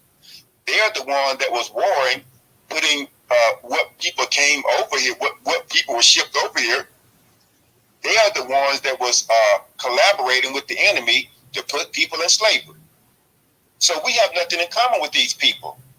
They are not our people. We don't need to try to ally with them because they are not going to ally with us. Because see, when they passed those immigration acts, See, we thought they would come here and be allies, but they've never came here. And see, we would always hear them say, I'm not black. Even Dr. John Carlos, our scholar, author, and athlete, who was born in 1945. He went to high school with a guy named Dennis Dice. And he said Dennis would tell him, I'm not black, I'm Jamaican. See, we've heard this for a long time, but we would just brush it off like, yeah, but if these folks come at your butt, you're going to come running to us. But see, these people have never been an ally to us. And it's time for us to cut them off. Because they're never going to do right. But now, there are some we might be able to get along with. There are some riders. I'll say it's not all of them. But I would say, by and large, these people are not our friend. And they're never going to be. And we need to approach them just like that. And like Mark was saying, don't be afraid to let them know just exactly who you are. If you all can, I'm going to try to find this, but Dr. Randy Short said that your return was about black Americans bailing out Ghana. And guess what? Now Kenya got this thing talking about come to the Garden of Eden. Man, if you don't get out of my damn face, I'm not coming over there spending any money with you. If your country go belly up, it goes belly up. But you're not getting any of my money. Plain and simple. And you're gonna start seeing more of these African countries trying to have these tourism targeting Black America. If we are doing, and they said Ghana made like billions of dollars on that year return. They made billions, and so they're gonna. If you all got it, if you all got it that great, why are you dependent on Black Americans to bail your shanty town? To bail your shanty town butts out. So we're not spending our money with you. You can say what you want, but until you do right by us, we don't know you and our land. All right, appreciate that, Original. I see we got Mark was sending the invitation for people to come up into space. Do we got any Black immigrants or immigrants in general that's in the space that may want to speak? I will give you the microphone, let you come up here, share your point of view. I definitely, you guys know we let people come up here and speak as well too. So hopefully we can get somebody to come up in here that's a Black immigrant or immigrant in general. I would love to hear what you guys got to say real quick. I want to give a shout out to Black Pressure and EHZ for their contributions on Cash App. For those that can support us on Cash App, $Newstoter, $Newstoter. Newstoter is the largest Black-owned Black American news media curation platform today in America. Once again, $Newstoter, $Newstoter. We also have the PayPal and Venmo up in the Jumbotron, and we have the customer link. Go ahead and become a monthly subscriber for as little as $1.75. You can do that here in this Twitter space, and you can also do that on YouTube. The link is in the description and on the actual YouTube screen, and it's up in the Jumbotron as well too. DJ, Professor, I know you guys, DJ, you had your hand up. Did you want to say something? We get the Professor as well too. Okay, DJ may have stepped out to space. So Professor, you go ahead. And anybody, like I say, let's get some speakers. If we got anybody that's down in because Mark, he's already sent the invitation. He's trying to get people to come up in here. Regular Black Americans and immigrants as well too. If you're up in the space, I promise we will let you speak without anybody interrupting. You have a right to your opinion. Come on up here. We want to hear what you guys got to say. So if there's any immigrants, Black immigrants up in the space that would like to speak, by all means, come on up here and we will get you on the mic. But go ahead, Professor. Yeah, I'm just going to say this right quick because I know DJ going to say something. I just want to say, yes, totally is right. Come on up. All of the ones that want to come on up. You Black immigrants, Black scammers, a.k.a. Nigerians, whatever you call yourself. Come on up here so we can hear what you have to say. Because we know you're going to, why you think you're better than the Black American family. So, yes, all Black scammers, come on up. Yeah, I want to give people, equal time to come on up here and speak as well too. Give us your point of view. Do you agree with the actual title of the room? Do you believe, because like I put myth in there. Do you believe the myth that black immigrants work hard and black Americans? I want, if anybody that's up in this space that's a black immigrant or immigrant in general, and you believe that, hey, I believe it or I don't believe it, or this is what I feel about immigration, this is what I feel about black Americans, by all means, come on up here. Mark Carter has thrown out the gauntlet. So we're trying to get people to come on up here. I promise we will give you time. If you've been up in the space, we will give you time to come on up here and speak as well too. And not only that, we got some of our usuals in the space as well too, guys. So if y'all want to come on up here and speak, we ain't gonna keep the space going open too long unless we get people to go ahead and contribute to the conversation as well too. So I see a bunch of y'all up in here. Let me give a shout out to Miss Shannon. I see Tata up in here. What's up, daughter Zion? What's up with a bunch of you guys up in here? I see Sexy Rod. What's up, Ray? What's up, Rod? What's up to some of our new people that's up in there as well too? If you guys want to come up here and speak, if you believe what you heard tonight, is misinformation, or you believe is something incorrect, if you believe that you have something worthwhile that you like to add to the discussion, by all means, come on up here. This is always considered like a community forum, so come on up here. I want to hear what you guys got to say. Mark, Original, a number of people come up here already and they stated how they feel. So definitely come on up here. I would love to hear any Pan-Africans that may be listening to the space. Of course, this ain't recorded, so y'all got to come in. I start recording the space, it's like, hey, if y'all want to listen to it, y'all can go on YouTube. If you don't catch it live, go to YouTube and you can always catch the playback over there or whatever. But definitely come on up here. Let us hear what you got to say. I want to hear what you guys got to say as well too. So definitely come on up here. Let's hear what you guys got to say. Let me go ahead. I see we got us a new speaker coming up here, but go ahead, John Horse, and then we'll go ahead and I see another speaker came up here as well too. We'll get to you. So John, go ahead, unmute your mic. Yeah, what's going on? Can you hear me, brother? Yeah, I can hear you. How you doing tonight? I'm doing good, man. Yeah, I just want to say, a lot of immigrants, it's like a saying that they be like, or people be like, immigrants think they better than black Americans. That's the thing, because I do agree with that. I agree that they think they better than black Americans, but the thing is black Americans know we better than them. We don't gotta think that shit. Like, we know we better than them. Watch the language. Oh, okay, my bad. But like, we know we better than them. So it's like the whole thing of them working hard and like immigrants, as far as like, if you like go to our neighborhoods, like I'm living in the Midwest, I've been noticing that a lot of immigrants like Nigerian, they've been getting loans, business loans to open up a lot of small businesses, like in black neighborhoods. But then you go to the Asian neighborhoods, they got it on lock. The Arabs got their little spot. But then you go to the black community, it's just immigrated out. You know what I'm saying? Immigrants everywhere. It's not gentrification, fam. It's like ethnic cleansing. Like as long as you gotta take if you wanna get your daughter a Debbie cake, a popsicle, you wanna get yourself some liquor, some tobacco, we have to take our money, generational wealth, and hand it over to these immigrants. Now this is going on in every black American city across the United States, billions of dollars, moving company. And when I was out in like at some of these moves, man, I'm going to these Arabs' house that own businesses in our neighborhood, and they living good off of us. So it's like, we need kind of like a plan to like stop that damn near immediately within like the next 1 or 2 years, because the more they own our stuff, the weaker our base get. Our base is getting so goddamn weak and clown the fuck out. It's just, I mean, my bad for Yeah. You got to chill on the cursing, cuz. But go ahead.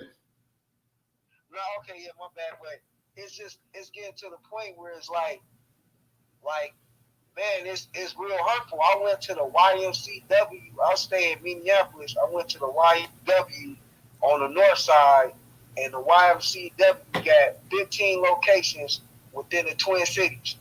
The one on the north side in the black neighborhood is the only location that if you want to go there, you have to be 40 years old or you have to be in between the 1st and 6th grade. Now, middle, like 17, 21, 22, 19, You're not allowed to go in there. They ain't got nothing going on in there. So you ain't got no choice but to be out doing whatever. But the lady that's running it, she's a black immigrant. I seen her name and I'm like, what's going on with this? And I talked to the lady at the front desk. She a black American. Only thing she can do is just shake her head. It's like they pushing this in like every area. I think he hit a little bit of hit a pause on there. Let's see if we can get him back.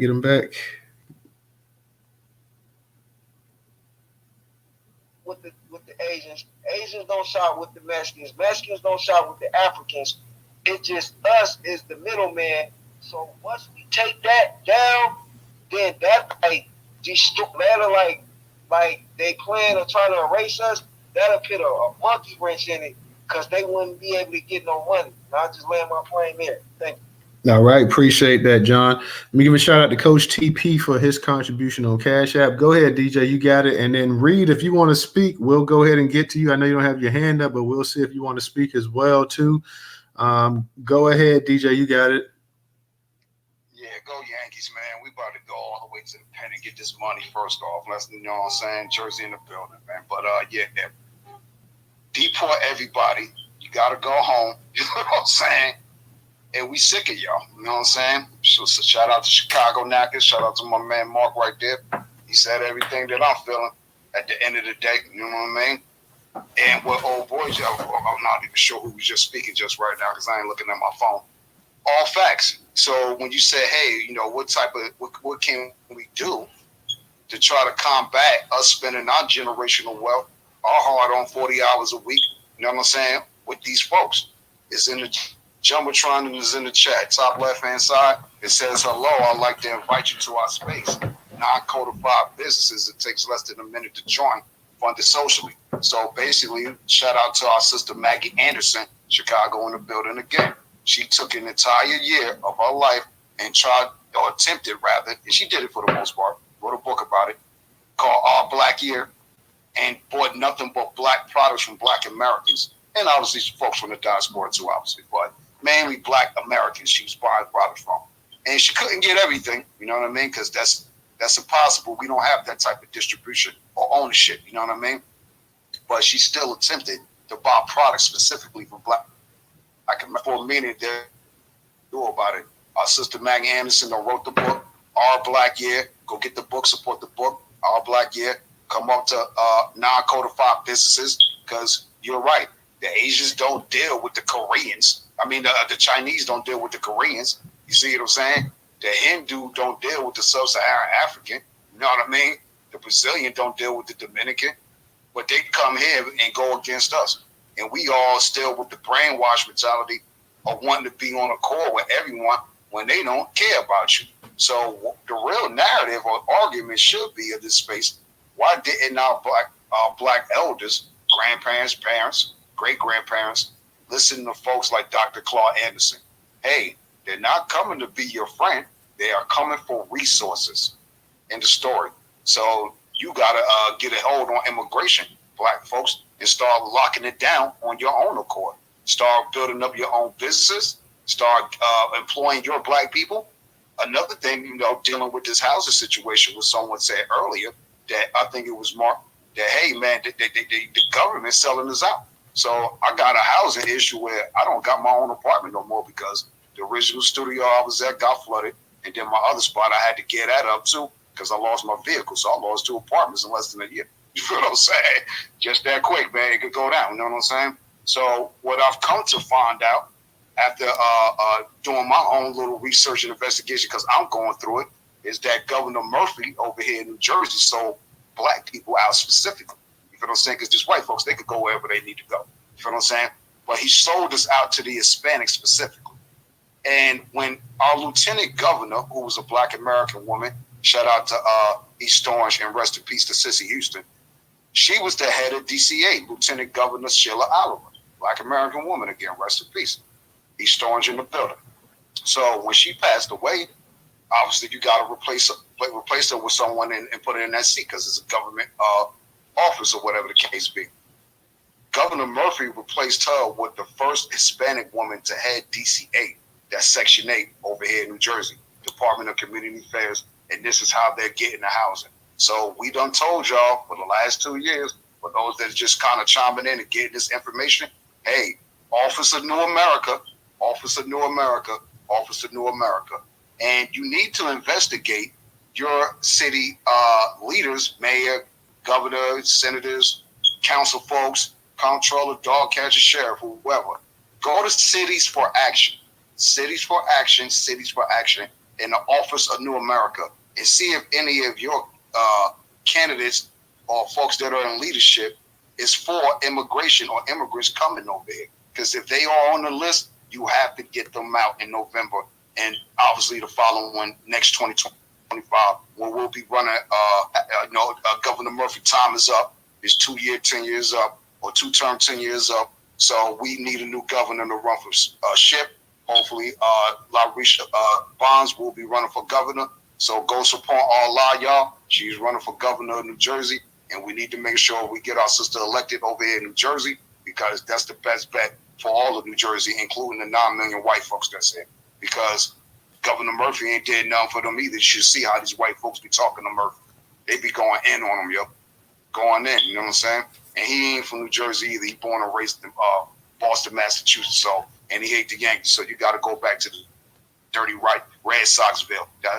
They not in the playoffs, man. Don't say how the Red Sox look at this shit. You know what I mean? But with that being said, yeah, don't support these people.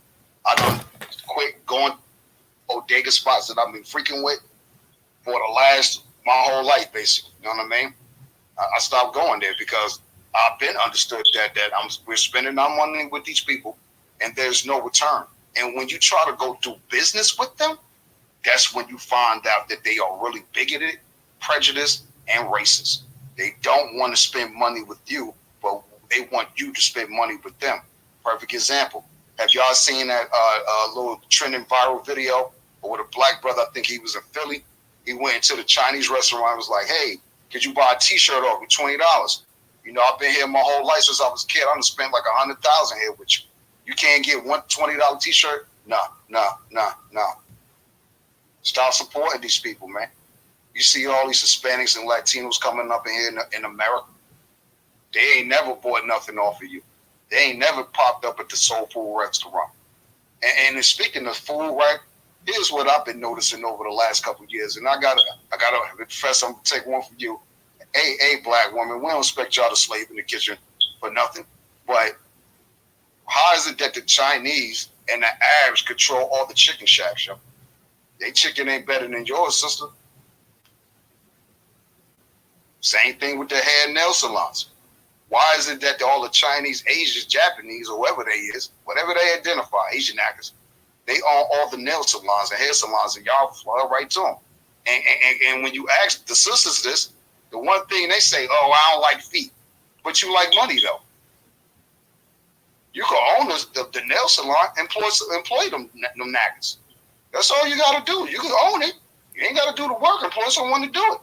So at least this way, I know I'm putting my money into the hands of a black person, a Negro, a NACA, a freedman, ADOS, FBA, whatever we calling ourselves, on B gang. That's it. It's on B gang. You know what I'm saying? You down with the on B? Yeah, you know me. You know what I mean? So with that being said, yeah, don't support none of these jokers that don't support you. And then as far as old boy that was pretty much running his mouth, yeah, we don't roast to him when that video came out. I think that thing probably like 4 or 5 years old, that video. Of the old boy, you heard what immigrants work harder. How can that be when the government is funding y'all to come here? How, Sway? You know what I'm saying? Y'all wouldn't have anything if not for the taxpaying citizens of this country. So y'all shouldn't come here and say anything. Remember the Trinidad joker? I forgot his name, that was online bragging about, yeah, I'm getting all this welfare money, all this money. I'm getting TikTok money too. How y'all poor, broke Americans ain't got nothing. He was bragging. Guess who scooped him up? Ice Baby. You know what I'm saying? Got that sucker and got him up out of here. You know what I'm saying? But I still think he in detention or whatever jail he might be in because they can't deport him right away. Someone told me that the other day too. So at the end of the day, as long as his ass is locked up, I'm all right with that. So that way, all that bragging you did, you done. You was getting it. All you had to do was be quiet, B. But I'm glad you did all that. Because guess what the other thing this Joker did? He was telling his people, Hispanic Latinos or immigrants in general, how to do the squatter rights laws. So this go back to our people that got real estate licenses and understand real estate or some type of housing, or you work for the government and you work for housing or sectors within housing. Why didn't y'all tell us about squatter rights laws and stuff like that? All these abandoned buildings that's been in the hood forever and nobody said nothing. All you had to do was squat there for 6 months. We've been next to this abandoned building for 30 years. And now the Tethers got it. Fixed it up. It's looking nice. House worth something now. See, why weren't we thinking of that? This is why they call us lazy. Because when they do come here, they quick to study and adhere to the rules and see what's right for them. And then as long as you got the government keep saying that America is a nation of immigrants, well, guess what? It is that. Even though we know it's not. It's a nation of colonizers and slaves. You know what I'm saying? It's those that take and don't give nothing back. Brutalize, destroy, rape, pillage, white supremacy. I'll land there, man. All right. Oh, and Tether's gonna tether. There you go. Appreciate that. John, you had your hand up, and Shay, I'll get to you. John, did you want to say something, or are you good? Oh, I'm good. My bad. I was actually sorry about that. Okay, no problem. Shay, you want to go ahead and say something? Professor, I know you had your hand up. Real quick before I get to you, Shay. Reed, watch. Did you want to say something? I know you had came up here to speak. Did you want to speak? Yeah, I have a couple things to say. Okay, you go ahead. Thank you. First of all, I really like this group, this space. And We love you too. We love you too. thank you. What's really special about it is the respect that everyone has for one another here. And each one teach one, you know, if everybody showed the respect, if we all, as foundational Black American, ADOS, whatever we want to call ourselves, if we all had that respect for one another that we have in this group, it would be a totally different world. And we all come from different backgrounds, but we love our culture, we love our people, and we want to see us get ahead. And I can't say that all of us think that way, because I'm going to be honest with you. This might be controversial to say, and I'm not saying it to stir up any dust, but I think Black people, most of us think we're white. This is the culture that we're part of. Facts. This is the language we speak. They divided us from our culture. We have no home except the home that they're denying us, right? Which is our birthright here. And as a result, they've trained us to think in a duality of, yes, our skin color is Black, but our values are white.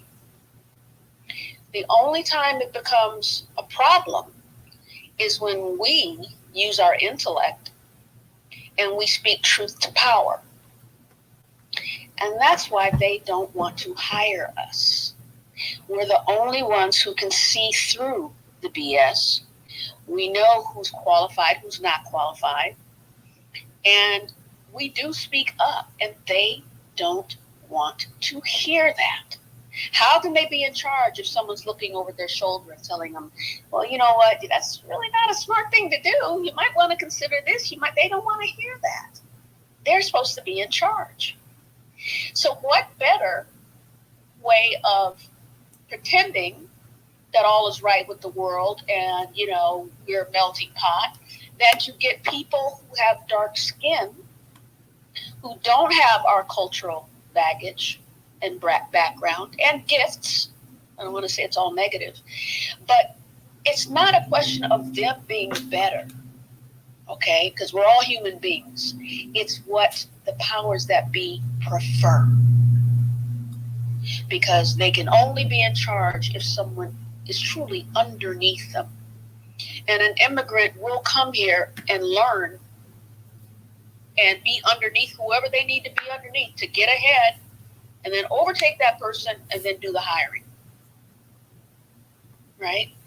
So I speak several languages myself. I actually was an immigration attorney with the government. And I was an attorney because at the time, 30 years ago, I'm older than most of you here, I wanted there to be a Black person who would actually show some kind of discretion to help Africans come in, because then they wouldn't let them. They were letting everybody else come in, but not Africans. And I just didn't think that was right. Things have changed now. They've opened the doors because they want to replace us now. And I see that, okay? But I don't know where my thought was going with that. I guess my point is that, yeah. So it's not that they're better than us, it's that they're preferred. So my only counsel to all of us here is, in our own private way, we prefer each other. And you know, each one teach one. It's gonna have to be that organic, because we can, you know, we've had these leaders, and where are they leading us? I don't know where they're leading us, honestly. They're leading us to be forgotten all over again. So I just wanted to share that. It's not about, you know, they want us to be against one another. I would say a lot of immigrants actually respect us. Again, I speak a lot of languages. I've talked to a lot of them. They actually look up to us.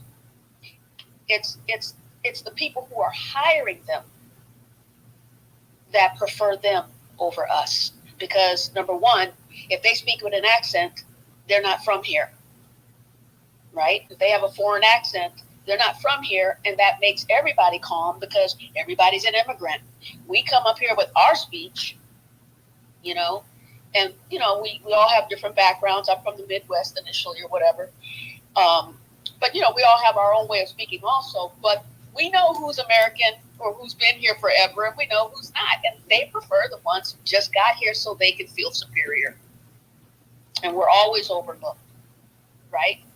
They will hire them before they hire us. I just had a job interview today. I'm very qualified. I don't know if I'm going to get it, because the lady, when she interviewed me, she says, "Wow, I'm really intimidated by you. I feel like you're going to take over my job." What was her nationality? I don't want to say she wasn't Black. She wasn't Black. We actually had stuff in common, but it was just like, I just want a job. I'm taking care of my 92-year-old mother. I don't want to practice law anymore. I want to do something different. I just want a job. But that's what we're up against. It wasn't a white person. Because I was happy that she told me, because I think that's always been my problem. I've always had to work for myself. No one's going to hire someone of my background. So my point is, you know, we have to just do what we're doing. You know, each one teach one. You know, try to patronize. You know, ask these business owners, look, I got a nephew. Can he work for you? You know, can he get a job with you? And if they say no, then you're not going to patronize it. You know, we've got to start making demands, polite demands. But just demands just the same. We want what everybody else wants. We want work. We want stability. We want housing. You know, not everybody's trying to live like Diddy. We just want to live a quiet life and grow old with our families and enjoy life. But we got to help each other to do that. And I just really enjoy listening to all of you. And I just love the respect here. I've listened to other ones where everyone's talking over one another and just showing disrespect and anger and all that stuff. And it's just a beautiful space. And it says a lot about Newstoter, that you're actually creating a venue like this where we can actually share and qualitatively learn from one another and share and just you know, love one another. Well, thank you for listening.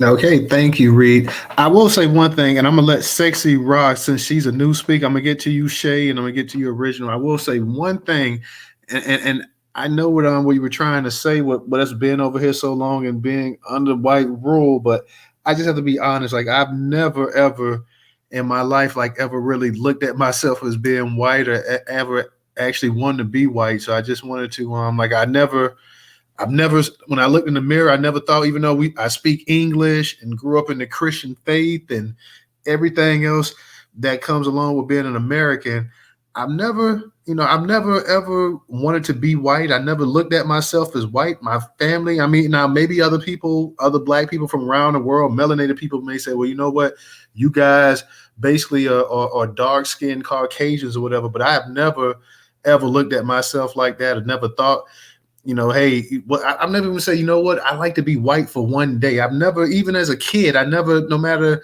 what all of the images that they put on these commercials in America and all of the stuff that we see growing up, I never, I've always been proud to be black. I've always looked at it, for what it was. Like I've never said, you know what, I wish my parents was white, or even I'm a dark skinned dude. I never said, I wish I was light skinned like El DeBarge or anything like that. I mean, I've been proud of the skin tone and the color and the group and the race, even though I know it's been hell coming up the way we have. But I've never, just me personally, I can't see for anybody else in this space. I'm never, even with looking at the history, I can remember being, because we're a generation removed from the civil rights. My parents are baby boomers. So, I came up in that next generation where you had the MLK holiday. I can remember when it became actual, being in elementary school, when it became an actual national holiday. And I can remember all of the Black history stuff. And they show way more Black history stuff back in the mid 80s and the 90s, when I became a grown up in the 90s, at tail end of the 90s, and they do now. But I never, I never said to myself, you know what, I would like to be white just for a day, or I see myself as being white like the European. Like I just that was never me. It was never anybody in my family that I know of. And that's not to say I don't know what everybody thinks or whatever, but that was just never, that was just never something. Like I don't know. I mean, I've been fine, being a black man and having a black family and living the black experience, which is not easy, but till I die, that's what I'm going to be. And I don't have an issue with that. I don't have an issue raising young men to grow up to be my sons, to be black men and stuff. So I'd never even, all of the narratives and everything else. When I used to, as a kid, you see the water hoses putting on black people and stuff like that, realizing, hey, this is where my parents grew up and stuff. Like they actually saw this on TV. They actually lived through this kind of stuff. They actually lived through Jim Crow. They actually lived through the water fountains. You can't drink from here, and don't look at white people in the eye, depending on what part of the South you was at, and this and that or whatever. I just never.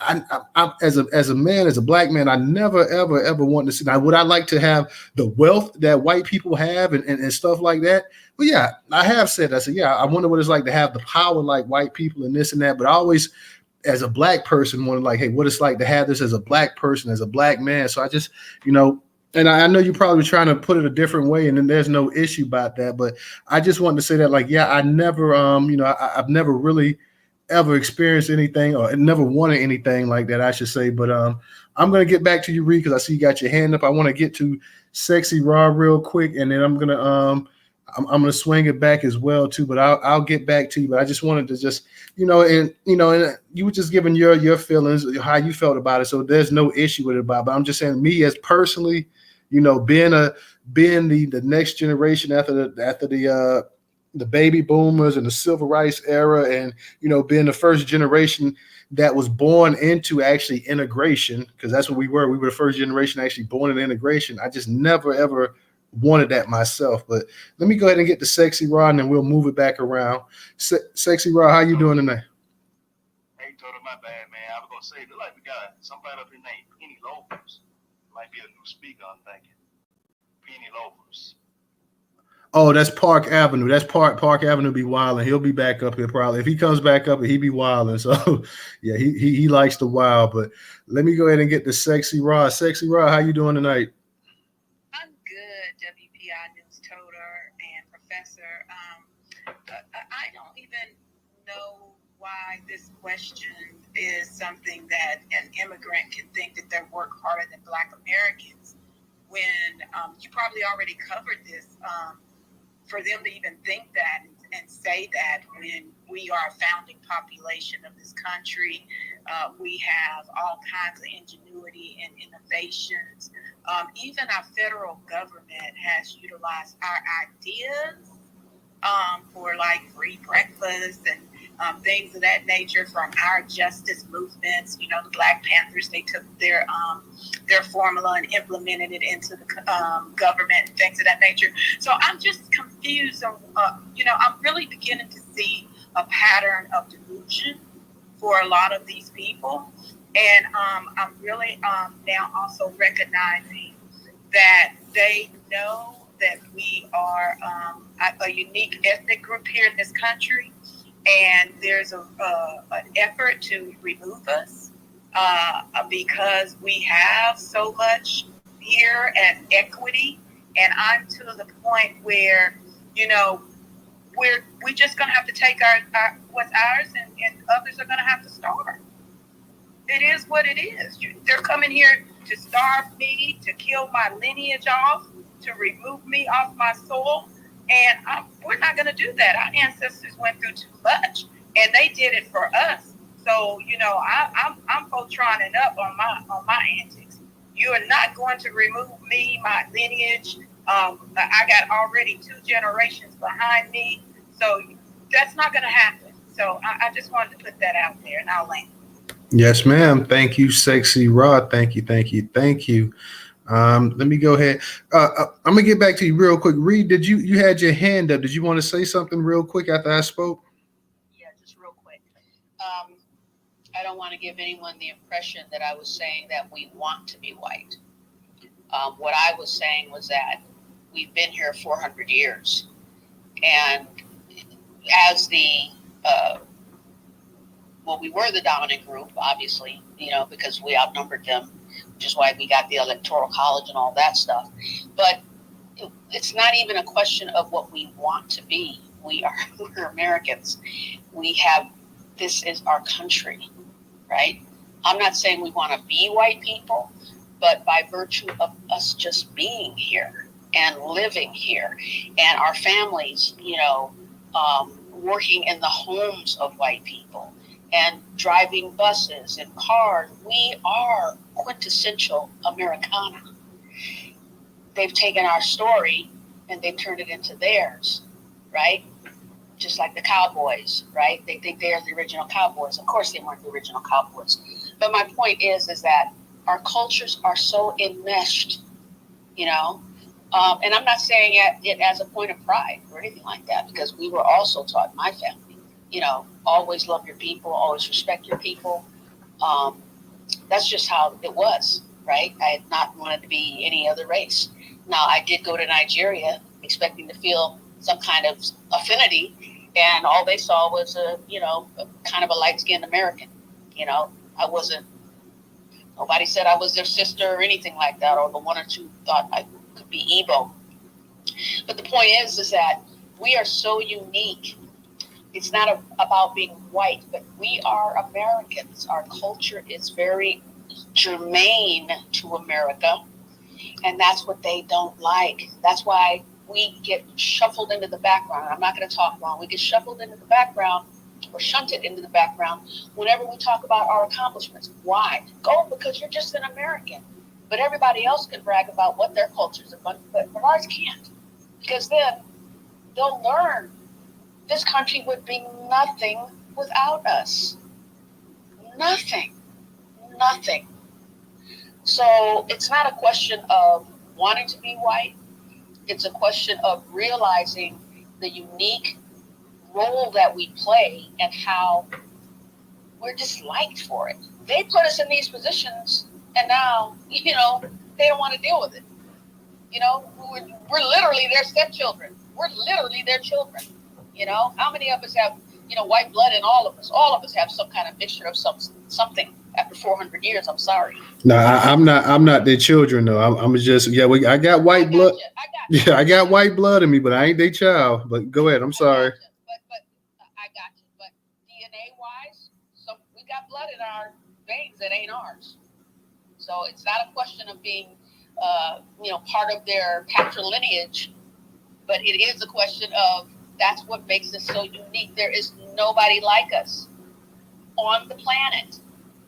There's nobody like the Black American because of the mixture of who we are and how we got here, and did we get here? Were we here? Right? It's a big mystery, right? And everyone else is trying to define us based on their wanting to feel like they belong here even more than us and better than us. And the more immigrants that come here will make us a minority. So all I can say is, just keep doing what you're doing. Always show respect to your race. The N-word is out. We got to stop doing that. We got to stop it. That's just like being a slave. That's being a slave. You use that word, you're a slave. So we just have to I'm on my third part of my life, right? And I don't have any kids. So all I can do is just tell you, teach your children, teach them well, show respect to one another. Don't use the language of the so-called master. Love one another. Everybody, every other race does. And I hear their conversations because I speak their languages. So you trust me, I've overheard stuff. We need to show the love for each other that they do for their own people. All right. Thank you for listening. I really appreciate it. No problem. Thank you.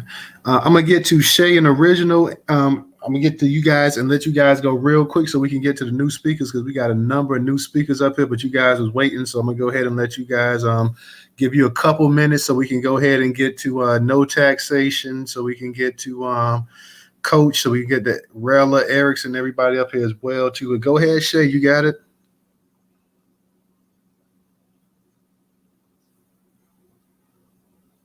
You there, Shay? I don't know, is Shay in the Matrix, or is she stuck? Or Shay, you there? You got your hand up.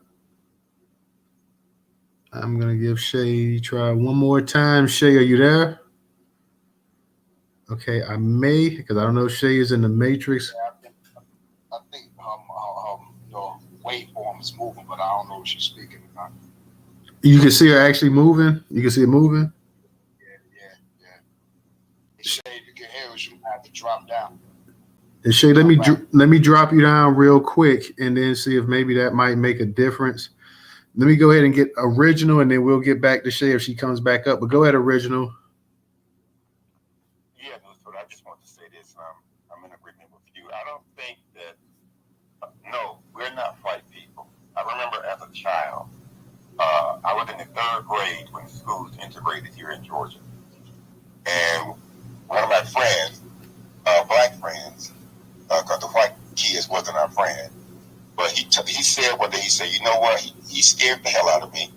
He told me that when I died that I would come back as a white person. I said, oh, no, I won't. He said, yes. He said, yeah, you're going to. I said, It scared me so bad that my mother, I didn't tell my mother. It scared me so bad. My mother knew something was wrong, but I wouldn't say anything. And she kept seeing me praying. I mean, you talking about praying. I was praying so hard, I think I prayed enough for 8 lifetimes. But when he said that to me, it scared the crap out of me. And I was like, I didn't know what to do. And I know I'm seeing, numerous, black women and men say, oh no, the parasites is not an option for me to date, marry, whatever, It's just not there. And I think what it is sometimes is that we have our own unique culture. Yes, we've been connected to these parasites, but now they're upset because we are taking those tentacles, like how people used to burn a tick off. If somebody had a tick, they would take like a match and kind of heat the tick up and make it let loose. See, we're removing them from us now. They're no longer being able to leech off of us anymore. They're like parasites. And so now they're trying to, throw chaos into the mix, which is not going to work. But yeah, just understand, I mean, I understand what she was saying, but yeah, we basically, Black American, we are the culture of the world.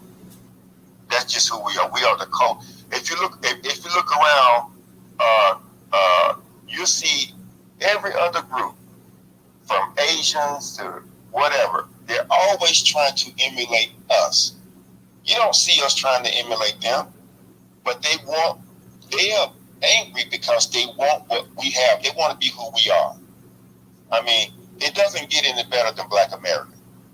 And like I said earlier, these Africans and Caribbeans, they're not us, and for the most part, they've never wanted to be connected to us. Now we have some that are allies, and I salute them, and I will work with them. But those that don't, I'm not going to waste my time with them. It's as simple as that. So I just want everybody to understand that, like Dr. Anderson kept telling us in the 90s, that we are unique. We are not immigrants. Don't let anyone tell you differently, and stay the hell away from these Pan-Africans. I don't care who they are. Remember, Newstoter, Pan-Africanism is failing. Remember, I told you this guy, he used to be on YouTube, had 5,000 people subscribe to him on YouTube. He moved over to Rumble. There's only like 165 people that's subscribed to him on Rumble. What does that tell you? Pan-Africanism has failed, and good. I'll land. All right. Thank you, Original. Thank you. Again, once again, for those that can support us on Cash App, $Newstoter, $Newstoter.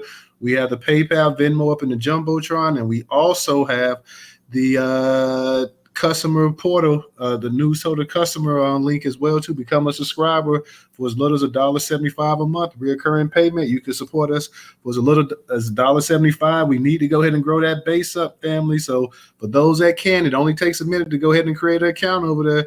We got Original, he has one. We got DJ. We got Tata, she's up in here as well too. So we got a number of people up in the actual space. So they'll tell you how quick and how fast it is, and it's cheap as well too. You can support Black-owned business for as little as $1.75. We got the Cash App, we got the PayPal, we got the Venmo, and we are the largest curator of Black news a day in America, guys. So definitely make sure y'all visit Newstoter.com to stay up to date on breaking Black news in Black America as well, whether it's news, lifestyle, culture, health, education, entertainment. We got it all. So make sure you visit the site to stay up to date as well too. Make sure that you visit the site daily as well too. Help the analytics as well, guys.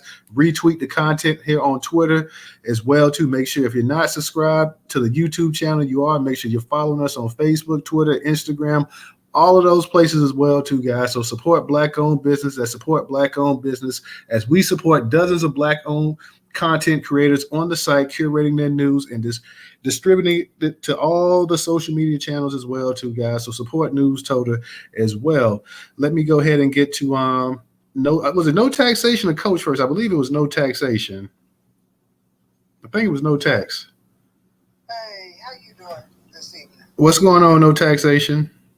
Well, we came through the hurricane unscathed. Thank God we didn't get hit that bad, but I know other places got really down in my mother's house. Yes, ma'am. It was a number of areas, St. Petersburg in particular, and the southwest part of Florida got destroyed down there as well, too. So, yeah, and we had like 12, 13 tornadoes touch down in those areas as well, too. So, yeah, a lot of damage. Yeah, real bad. They said, those came through the area. Yep. I said to myself, something in the milk ain't clean with all of this. We ain't never had stuff like this before. So I don't know what's going on, but it's going on. I just wanted to say this was for Sexy Rob because I have to set the record straight because it happens to be part of my intellectual property. The free lunch program, which came out of the Department of Agriculture and was funded by the Department of Commerce, was actually done by my father. How did that happen? We used to live in Berkeley, California. We were part of that migration that people are talking about now. I've lived in 9 states. I was born in segregation. So, yeah, we moved. But that particular free lunch program was adopted by my father because of the Black Panthers. we lived in Berkeley, California. And so he saw that happening. And so when he got to DC, that was one of the first things that he did when he was appointed. Now, the other thing that we've got to understand too, let's set the record straight on this. It was Richard Pryor who single-handedly funded all of those meals out there in California from the Black Panthers that was given them out. So we've got to understand that our roots run deep, and there's some stuff out here that we have that white folks didn't give us. And there's some stuff that traditions that we have that have nothing to do with white folks. And we've got to understand that have we been enslaved by these European white folks over here? Yes, we have. Do we have some traditions that we adopted from these enslavers? Yes, we have. But the majority of our culture, 99.9% of our culture, is thought out by us. It's us that determine it. And we're so good at it. We're so wonderful at it that it goes all over the world. Everybody wants to be like us. Ain't that something? Because that's the kind of power black has. That's why white folks want to defeat us. That's why they've been trying since enslavement to genocide us. Because we really are the ones. And they know it. And they can't be the ones if we're being the ones. Now look at it economically. They're standing at the top and we sitting at the very bottom in every single state in this country. And if you don't believe me, go look at the Joint Economic Committee in 2020 did the research for every state. That's under the Biden administration. And the Biden administration knew about it. They've known what kind of condition we've been in since 2020 and haven't done anything. So keep that in mind when you go to that voting booth. And I'm not telling nobody who to vote for. I just say keep it in mind. But I just want to let Sexy Brown and the rest of the room know that the free lunch program started by the Black Panthers out there in California was adopted through the Department of Agriculture. And if you really want to see the whole thing and know the whole thing about it, my father brought Richard Pryor to the Department of Agriculture during the Ronald Reagan administration. And Mr. Pryor, we hosted it for a weekend with Mr. Pryor. He wanted to cuss out the president. My father said, please don't cuss out the president. Let's get what we need to get. Let's get our funding. We can cuss him out later. And it worked out. But that's because we all worked together back then. And if we can get in, we can on that. But you breaking up, No Tax. We got to understand the need for unity. We have to understand why there is a need for unity. And once you understand that, then you'll see the reasons why we need to be united on all fronts politically that are going to move us forward economically, mental health wise, physically, everything. So I'm going to leave it there. Thanks, Stuart. Thank you, Miss No Taxation. Let me give a shout out to Fresh and 400 for their contribution on Cash App as well, too. Erickson, I see you up, and I'm going to get to you as well because I see that you got a space. You tagged me. You must got a space with tomorrow or something like that as well, too. So I'm interested. You like I see from your flag, you're a Haitian brother. So we'll go ahead and I definitely want to hear what you say because you'll be the first non-Black American to speak in the space. So I definitely want to hear what you got to say tonight concerning this issue as well. Let me go ahead and get to Coach. Coach, go ahead and unmute your mic.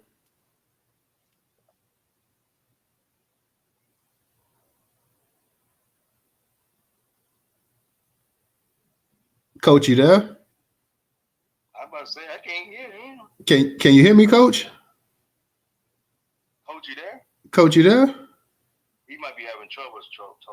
Coach, try to drop down and come back up because I don't know if I know you're there. Because I saw him come off the mic. Let's give Coach 1 second real quick. Because I know he's there, so I don't know if he was having some issues with his phone or not, but hopefully, I know sometimes Coach, when he comes into space, he has some issues with the phone. So hopefully we'll get Coach right back up here.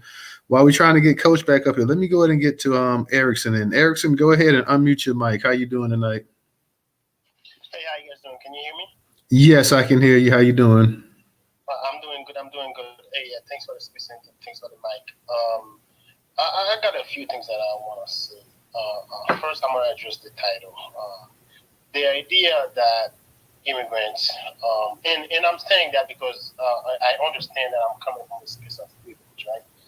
Living in America, having an accent, having an accent, I know that I'm coming from a space of privilege when it comes to as a way to Black American or whatnot. Because if I apply for a job, right, and they see the name Erickson, then I will most likely be able to get a call than someone named Jamal Washington, right? I'm saying that because I've been in this space before. I've been in position before where I've seen Black people get turned down for a job just because they have a Black sounding name, and that didn't sit well with me, right? So the idea that Black immigrants work harder or than Black Americans, it's not what the immigrants believe, but it is what the white people want you to believe that Black immigrants or immigrants work harder than you, just like they want immigrants to believe that Black Americans are lazy, right? So when let's say you have a Haitian or someone from Jamaica that came here, they come into America with a chip on their shoulder, right? They know they have a family to feed, they know they have certain things to do. They come into America, especially if you're coming from an all Black country. These people probably have never, in coming from Black country with, let's say, not a lot of education. I would say high school education the most, right? Most of these people, a lot of things they don't know. They haven't seen or they have not experienced racism to a certain level, right? So when they come here, they're gonna do whatever it takes, right? Regardless the job they get, you in America, you will not take any kind of jobs, or you will make sure that if you're doing a job, you get paid what you're supposed to get paid. You have an immigrant that came to the state and a job that, let's say, they were supposed to offer you $20, for example, and they have an immigrant doing it for 18, for 20. I mean, I'm sorry, for 18, for 15. They're gonna give that immigrant that job. You know what they're gonna tell the immigrant? That you are lazy, that you don't want to work, and so most people are gonna want to get it, right. Again, I'm not making excuses for because it's ignorant, right? I'm not gonna make excuses for immigrants for being ignorant. Just like the same way, I'm not gonna sit here and like I heard someone say earlier that calling immigrant parasite. I think that's not nice, right? That's not nice. And going about it this way, I've I came to the state when I was 18 years old, right? I went to school and trying to get a job, and ever since then, when I walked outside, I used to live in South Florida, right? When I've experienced racism because of the color of my skin, right? I never, although I know that I'm Haitian, I've always tried to understand the culture and the culture of Black people, the thing they go through, and I'm sure there is a lot of other immigrants that think that way as well. We don't see ourselves as, yes, we might identify ourselves as Haitian because usually most people identify ourselves for where they're from. Okay, I might say, okay, I'm American, Haitian American, I'm Haitian Caribbean American for that nation, but I'm still, I still believe to the cause that we have a problem in America, and the problem we have we have a systemic racism in America. We have a white supremacy problem in America. The problem is not immigrant. You have an issue with immigrants and want to have mass deportation is not going to solve the problem. Guess what? When they deport all the Black immigrants, they're gonna get the white immigrants. They're gonna bring them here. They're gonna get the Indians. They're gonna get all the other immigrants and bring them here. And guess what? You can't tell if somebody come from France.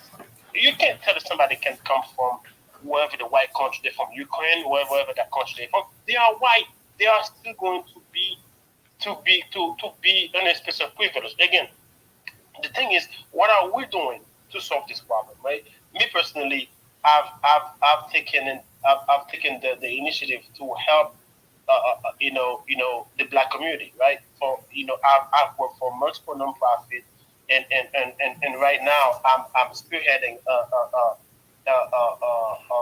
program in Washington State called Field Order 15, where we are raising money for Black Home, where we are giving people. You could Google. They call Black Home Initiative, right? Field Order 15 in Seattle, Washington, where I just raised about last in June we raised about $2.5 million to help Black home and Black people to get home in Washington State. Now, what are we doing about the Black community? What are we doing about power? What we need is power. Okay, we can't do anything without power. Okay, you have to get in power. You have to have a seat at the table. Black people, we have to get a seat wherever that may be, whether it's a mayor, whether it's Congress, whether it's a senator. We have to have somewhere that have your best interests. The education is not the one that's teaching you or the kids the thing that you don't want them to be taught, right? So instead of I'm sitting here blaming Black American or Black Americans sitting here blaming immigrants for the problem that we're having as Black, I believe the better solution would be to put our heads together because we have one common enemy. Believe it or not, the white man is my enemy. The white man is your enemy. Now, if I'm fighting you, you're fighting me. That means we lessen, we weaken our fighting force. The white people, they are strengthening their fighting force. Now they're getting better at it. So we don't want to, the same way, whenever slavery started, they make, all those, African believe that they didn't like each other. And we're fighting on the same trap.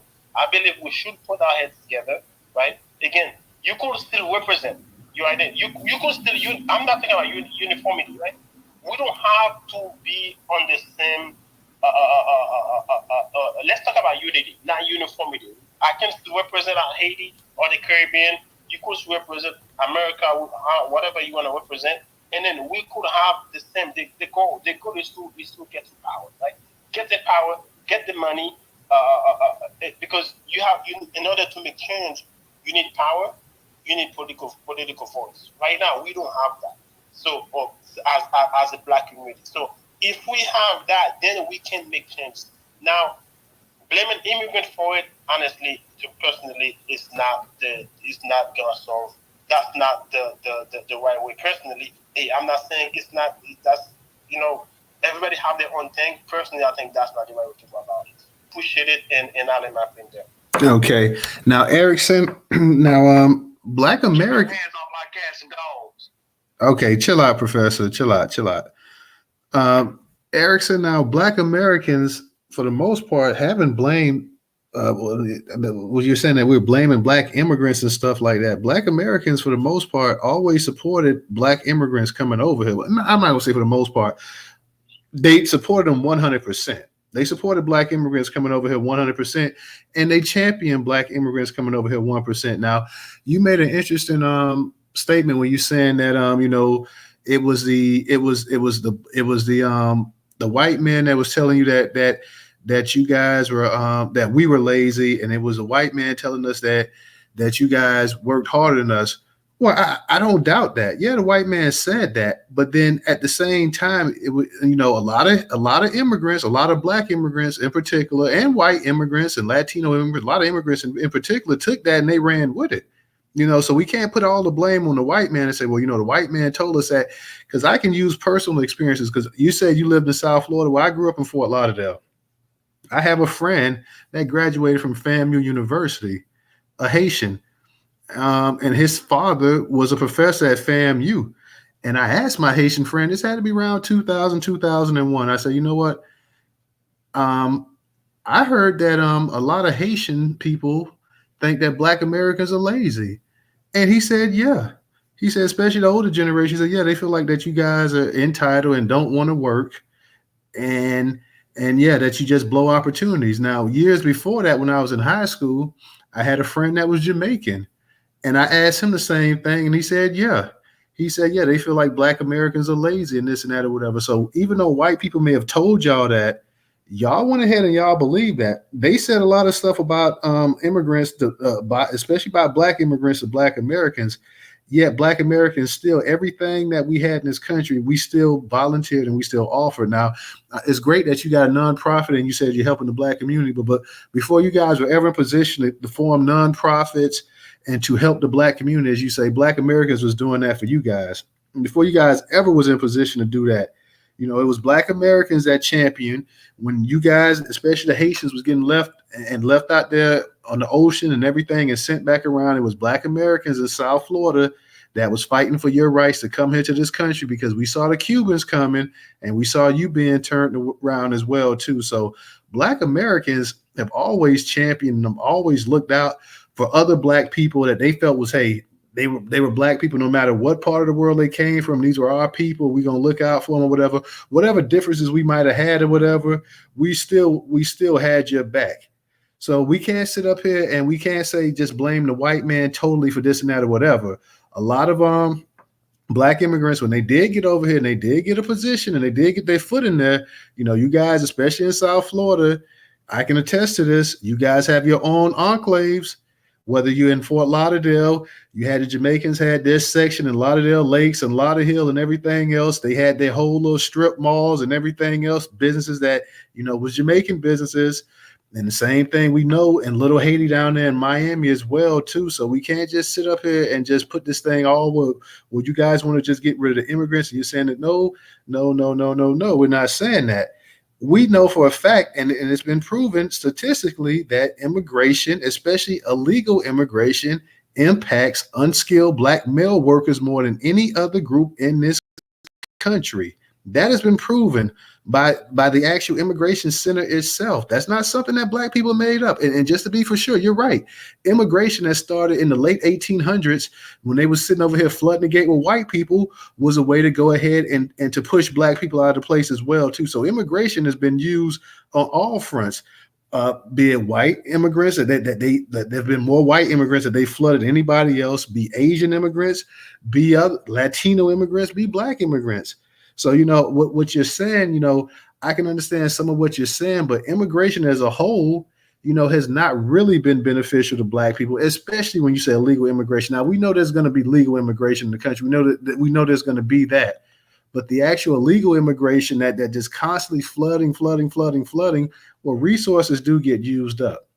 And that we just can't sit and say that. When you look at other countries around the world, we can look at parts of Africa, we can look at parts of the Caribbean over there, because we know that over there is a situation between the Bahamas and Haiti. And you have a lot of Bahamians upset that you got Haitians coming over there, saying that Haitians are starting to take up resources and Haitians are starting to do this and Haitians are starting to do that. Now, you guys are on two little islands not too far from each other.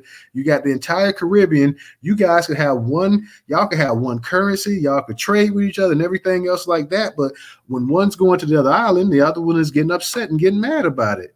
So we can't just sit here and put all the, well, you know, Black Americans this and Black Americans that. Black Americans, let me just be honest with you. Black Americans, for the most part, you may get a Tom like you got that one on that video talking about immigrants work harder and this and that or whatever. But you ain't gonna hear vast majority of Black Americans say nobody work harder than them. You know, just straight up. You're not gonna hear Black Americans say, well, you know what, them Asians and them Latinos sure can work much harder than us. Now you got some Negroes that say that. I know some people, friends and family members say, well, you know, Black people don't want to work them jobs and that's why they give it to the immigrants. Like, yeah, you're right about that. Why would Black people who were slaves in this country for 100 years didn't get paid, and then had another form of slavery called sharecropping, where they tied you to the damn land, would not let you leave town, would not let you leave that property. If you did, they was going to throw you in jail and everything else. Why would somebody get out there and start roofing on a job that should be paying them $25 an hour and get up there for $12, $13 when they did that before? That doesn't make any sense. So that would only make sense that if you had American citizens say, you know what, that job there, I should be getting right there, but they're going to cut it in half so they can bring somebody else in there to do the job as well, too. Well, you know, that naturally would cause resentment, because if you did that, if you went to Nigeria and you did the same thing, and let's say we brought thousands of black Americans over there and say, you know what, we're going to pay y'all more than we paying the actual Nigerians, or we're going to cut the Nigerians out of this market or whatever, people would get upset. People would be pissed off about that. And I know if we go to Haiti right now and you say, you know what, Well, some of the Haitian people are making $20 a month or something like that. And you say, you know what? We paying y'all $20 a month, but we're gonna go in and we're gonna bring these Black Americans over here and pay them $2,000 a month. You and I know that all hell will break loose. We know that. So we have to be realistic about this stuff, and we need to go ahead and we can't sit up here and act like, well, Black Americans, if you guys, it's not going to stop, because people, and it's not. And here's the thing: it's not just Black people that's against illegal immigration. There are millions of people in this country that's against illegal immigration, be it white. You see some of these Indians over here, like the Vivek. He's an Indian. He's an immigrant, and he's up here and he's talking about illegal immigration and stuff like that. The only people that really have no problem with it mostly are Democrats, and they say, hey, you know what? We can get as many illegals over here, and nothing should change or whatever. So yeah, naturally, people are gonna have an issue with that, especially when it's impacting one community. Because most of the time, when the illegals do come over here, they're putting them in the Black neighborhoods. They're not putting them over there in Beverly Hills. They're not putting them in these rich, exclusive, ritzy white neighborhoods, anything like that.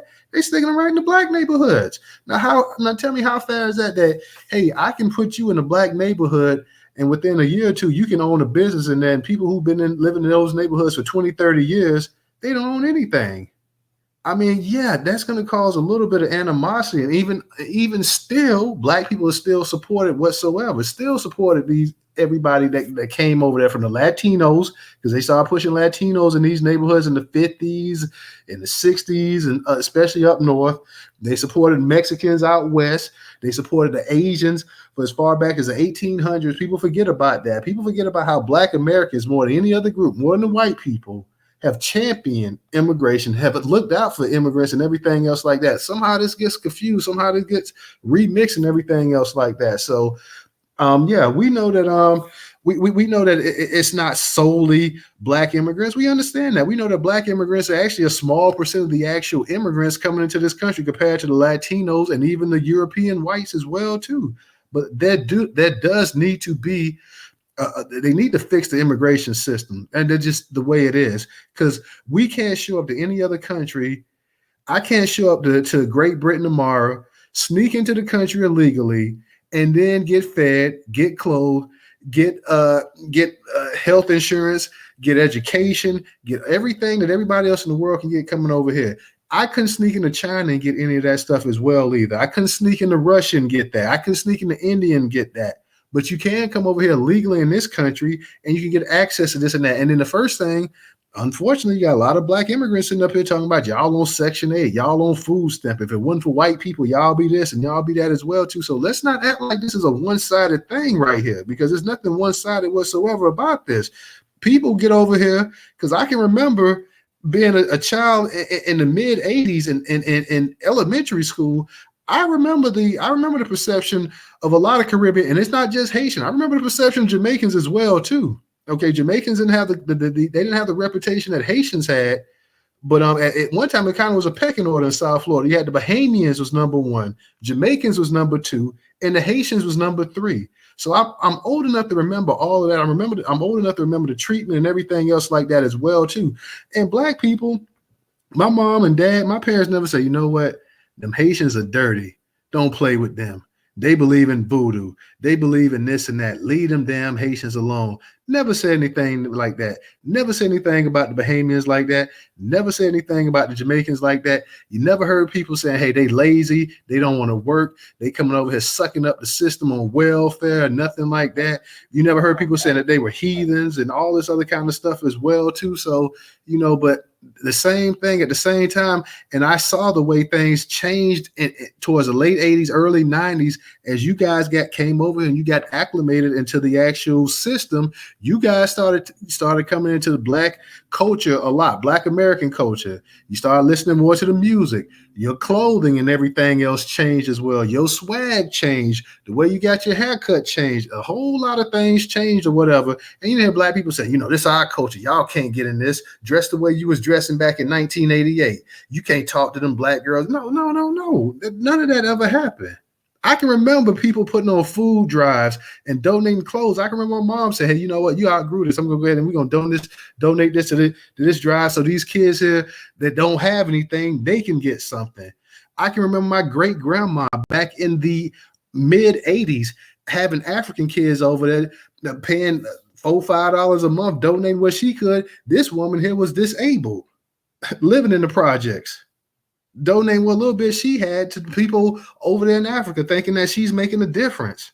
So when we started hearing this stuff, I remember We Are the World. I remember all the money that Michael Jackson and Stevie Wonder and Lionel Richie and them raised. Okay, I know that you guys also benefited from the United Negro College Fund. I know you guys have benefited from going to HBCUs. I know you've benefited from the Black American struggle a lot. So to sit here and say, you know, Black Americans or this or that or whatever, and we need to come together. Hey, if we're not together, it's not because of Black Americans. I think, like Michael Jackson said, we got to take a look at the man in the mirror. It's not because of us. You know, yeah, we nobody has to tell us about white supremacy. We know it better than anybody. And your ancestors knew it better than anybody at one time too, when they had to fend off against France, and they saw what happened when France came back and pretty much ransacked that entire island over there. But when people came over here, we told the Africans and we told the Caribbeans exactly who you dealing with. And we told you exactly how these people were. We knew it better than anybody in this world. And so we can't sit up here and put the fault and we can't put the blame on Black Americans, Erickson. Just to be real with you, like I said, now I respect anybody. I respect anybody wanting to better their lives, their families' lives, and everything else like that. But hey, we cannot totally we can't put any of this blame on Black Americans, like I say. And you still to this day, even though we see that illegal immigration is still hurting Black people, we still got the Democratic Party sitting up here saying, hey, you guys need to go ahead and champion this. And if you don't champion this, then you guys are basically taking the cue of white supremacists. And like I say, I know for a fact, if this was reversed, if Haiti, we could look at Haiti right now. If Haiti got hit with 100,000 Black Americans coming there tomorrow and they start buying up everything and start taking advantage of this and that or whatever, you'd have a damn civil war over there. And you know it. And you have it in Nigeria, you'd have it in South Africa, you'd have it in Ghana, you have it in Jamaica, you have it in any of these other places. Yet, at no time ever in this country did Black people as a group, I'm not talking about individuals fighting each other, I'm talking about as a group. You never had thousands of Black people gang up on Haitians. You never had thousands of Black people gang up on Jamaicans or Bahamians or Africans. So we can stop this real quick. Now, Erickson, do you want to go ahead and respond to what I said? Yeah. So I'm not. I think I'm not blaming Black Americans. No, I'm not blaming. I'm giving a context, and I'm not gonna sit here and tell you, okay, that I have grandparents, right? I actually have a great uncle that I have to sit down, and explain to him the struggle that Black Americans in this country have been through. I do know people who have certain type of belief that what they've been fed by whether it's white people or whether was coming up to this country. Okay, so I'm not blaming Black Americans. Just like someone earlier, I don't know who said that, doesn't know me from a can of room. Just was talking about cats and dogs, like that. Okay, Professor, chill. Go ahead. So you don't know me. Hey, I could appreciate, right? I could appreciate the pathway that Black Americans have created for me here, right? Just like I could sit here and say America owes Haiti, right? I could sit here and say, but there's a lot that we could, we could talk about, to justify, but the point is, it's not me to justify anything, right? So I was trying to give you context why certain people think certain way, and I can guarantee you, it is not like that anymore. Okay, it is not like that anymore, and we're not gonna sit here too. You saying that immigrants used to pick on Black. We're not gonna sit here. It's like that. It's like that. Okay, stay on your mic, whoever's speaking. In every, there's gonna be one or two in every wherever you go. There's always gonna be one or two. Okay, there's always gonna be one or two. One ignorant, uneducated person like them, that's gonna do something stupid, right? So, but I'm not going to say, okay, all Haitian or Jamaican or Black American our certain type of way because everyone thinks differently. Everyone has different type of education. But what I was gonna say, we're not gonna sit here and say, Black Americans to be bullied back in the 80s and 90s and stuff like that. And we know he was more than that. We know it was just like Haitian used to be called Haitian body odor, right? Just like African used to be called African Buddhist culture, right? And just like Black Americans call each other more names than anybody else. But go ahead. Yeah, they're gonna tell you, oh, that's because Hey King, you got to mute your mic, bro. Go ahead and mute your mic. But go ahead, Erickson, because I got to get to the other speakers. When I said that, and then I have people who grew up. I wasn't here during that era. I was born in '89, right? So I wasn't in America, doing all those things were going on, especially when there's a little clique, there's a Jamaican clique, there's a Haitian clique, there's this Black American, all those little cliques were forming in South Florida. However, I do have people who give me some kind of context on what's going on. Yes, things happen. Now, whenever I mention that to a Black American, they're gonna think, "Oh, that's the Black American culture. We roast people, we do this, we do that." But those things also have a lasting effect on other people. Just like someone might say something to you 15, 20 years ago, and you still remember that because that person said that, and you attribute that to a group of people, to a whole race or a whole country. It's like just like you can do that, someone else can do that. And again, I'm not blaming just white supremacy. I'm not blaming a Black American. We all at fault here. We all have work to do. However that work may be done, we all have work to do to come to a solution. And how do we solve this problem? How do we, better the generation that coming after us? I'm not here to take what you have, okay? I'm not here to take what you have. I'm here to look out. You go home and solve your problems at home, right? And we'll solve our problems. Hey, King, I asked you to stay on the mic, man. Don't come off the mic. Let him finish speaking, and then we'll go ahead and we'll get to you. I'm telling all of the speakers to stay on your microphone, stay muted, and we'll go ahead and get to you. Go ahead, Erickson. You got to go ahead and land your plane, though.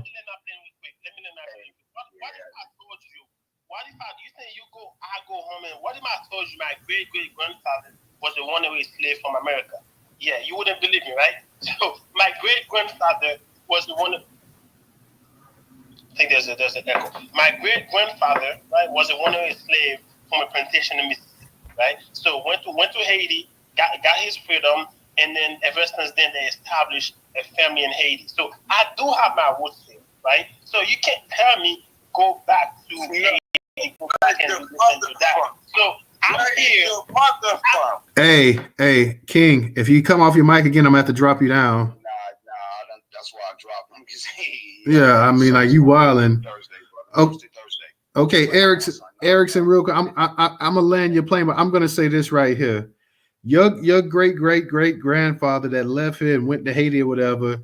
Yeah, you may have those roots that you had. I mean, those roots are gone, man. That's just like if a Haitian came over here in 1800 and came to America, then that person is no longer Haitian. That person is a Black American. So I mean, that's just the way it is. Like, so I mean, we can't play those games. I mean, hey, no harm, no foul, but that person is no longer a Black American. So yeah, I mean, I'm just being honest. Yeah, there were a lot of people. There was a trade in between with the slaves from in the Caribbean to America, whatever. But the same applies. If the person left Jamaica in 1790 and came to America, and they've been here since, and they families here, then that person is a Black American. So that's just how it is.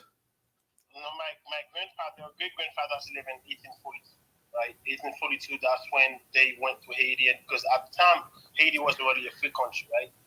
Slavery was still happening here, and but anyway, I'm gonna land here just so you guys know I'm not an enemy, and I can guarantee you 99%. Let me not say 99. The majority of immigrants are not enemies. They're here to, we all have the same goal. Okay, it's for the betterment of the Black race. That's all there is. Well, we're not saying that every immigrant. We're not saying every immigrant is an enemy. What we're saying is that America does not have the capability of supporting everybody that wants to come to the country. That's just how it is. That's human life. I mean, you just can't support any and everybody coming here. We're not saying that you're the enemy and that you're this or that or whatever. We're saying that, hey, financially, you know, you do have American citizens here as well too, and their needs have to be put first and foremost before any other group as well too. So everybody in the world that wants to migrate to America, they can't do it. It's impossible. That's the way it is. But thank you, Erickson. Let me go ahead and get to Coach, and then I'm gonna get to Rella. I'm gonna get to Rottweiler. Then we'll get to ABM and no taxation as well too. Yeah. No, because Coach was up here. Coach fell. Coach, remember he had problems, so it's Coach and then it's Rella. Oh, yeah, that's right. I'm sorry. Yeah, Coach. I said, let me go last. Oh, you want to go last? Well, okay. We'll bring you up last, label. Stay down there for a minute. Go ahead and let's get to Rella. Rella, what's up with you tonight? Hey, Newstoter. Hi, everybody. Hey, what's up? This must be the I can't see you. What's up? Of straightening. Hey, y'all, before Rella start, we still looking for a subscription tonight. So somebody in this space tonight, we got about 100 some odd people in here. I know we can get one person to go ahead, click up in that Jumbotron, follow that link, create an account for as little as $1.75, support Black-owned business. But go ahead, Rella. So it was interesting. I came up because of the comment that the lady, she's, I think, since left now. I think her name was Open or something like that. And she was saying something to the effect that we need to not behave like the slaves or something like that. Or why do people think that these slaves were these docile people? Because they were enslaved, or there was many revolts happening. There are, countless records of people, strategizing to buy their families to survive the fight and the things that the people who fought, those who fought for their rights and public office. I don't understand why people have this notion that slaves were somehow docile, and they also believed in delineation and in recognizing nationalities of people. And then there's this misconception that somehow Santo Domingo's prior to the Haitian revolution and Haiti being coined Haiti, you're exemplifying and using French culture, right? But you get people who come to America and say, we were dropped off in different boats. You are exemplifying French culture mixed with Portuguese and Spaniards. But then you have this condescending tone about unity. Unity is a trait. Unity is not something given. People in African countries literally only deal with each other based off of what one nation can do for the other. Not because everyone is melanated and African. If that's the case, the people who are the majority over in the continent would literally have freed themselves, and they would not need the works of the Asian nations and the European nations, and they would even call on and accept the help from the United States. But they do, because immigrants who've had children who are first generation have infiltrated our government, political systems, and they speak in front of our Congress. They get access to the spoils. And then you turn around and say, no, we're not here to take from to you personally. It's already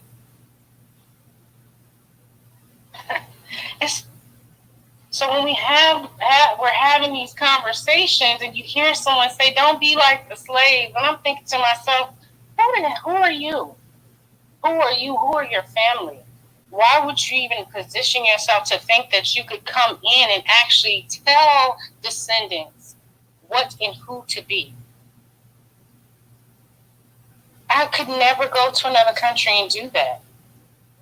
You know, we were having this conversation. PBS's Newstoter is doing a documentary. Hopefully you'll get a chance to talk about that too. And they're talking about the migration, right? I want to say this. Central Domingo did not influence the slaves to revolt. They didn't come over to free the slaves here prior to 1776. On record, the French, who were slave owners as well, brought over soldiers from Haiti, or at the time it was Little Hispaniola, and they came over here to fight against the British for land and territory. Those people were not like, oh, I see other people that are black and from this land and we want to free them. That was not what was happening. That's not even written anywhere. And it's crazy because when you talk about the Haitian Revolution of 1802 or 1800, there were revolts in 16 and 1700 here in this land that Haitians don't even talk about. And with Erickson, that there is a lack of education, there's a lack of knowledge, but also there's this imaginary blurred line that somehow you are owed unity because we're all melanated. You don't give it. You don't offer it. There's no reciprocity. The only reason why you would want unity, it is for the effects of spoils. That is what happened in Missouri. That's why you had Ilhan run, and then a dictator from Somalia gets on and recorded and gets in front of a mic to say, make sure no black person, white person, American, replaces Ilhan. There is a different conversation and tribalism that is happening that others bring over to this country. And it is not just the melanated immigrants. European immigrants, those who have conquered South Africa, coined it South Africa, now they're taking the resources and redirecting it to their lands and areas to build them up, to make sure they don't go hungry. Why we don't ever see videos of poor white Africans in Africa asking for us to send a meal? Because you let them. But then you come to America and chastise black Americans and say, you must unite with us. We must be unified. They have never unified with us in any other way. Don't let me get started with the gangs. I'll leave that for another day. So at the end of the day, a myth that black immigrants work harder than black Americans, I would point to the communities that they come into. You don't come into war-torn communities. You moved in and came into vibrant communities that were built by Negroes. Even our ghettos were better than some third world countries. And when you come into those areas, you segregate yourself. You make a point to even still practice your own culture. Off hours on, because at the same, the people don't want to be honest until you have someone like me brimstone and burn your imaginary veil down to the ground, because that's what you want. You don't want me to come in and be loving and unified. You want to be disrespected because you show no respect. You show no respect by not knowing even who we are. Why it is we call for reparations and you have immigrants get into office saying we need to get rid of black history. Well, we know black history is not talking about immigrants, it's talking about black Americans. Why would you come into someone else's home and say we need to get rid of the curtains, throw out the furniture? Are you going to eat this? Because we can cook something different because we don't like what you eat. We have soul food. And do you know, even right now to this day, majority of restaurants to this day right now are immigrant restaurants. There are barely no soul food restaurants. There are barely no mom and pop restaurants. Our culture is literally being erased as it's been absorbed. Facts. But yet, when we say it, it's a problem because you feel like you were not being welcomed. Well, if all I have to eat is jollof rice, and I've never been to your country to have your cuisine, why would I want it? It's not fair. It's not right. It's very, very disrespectful.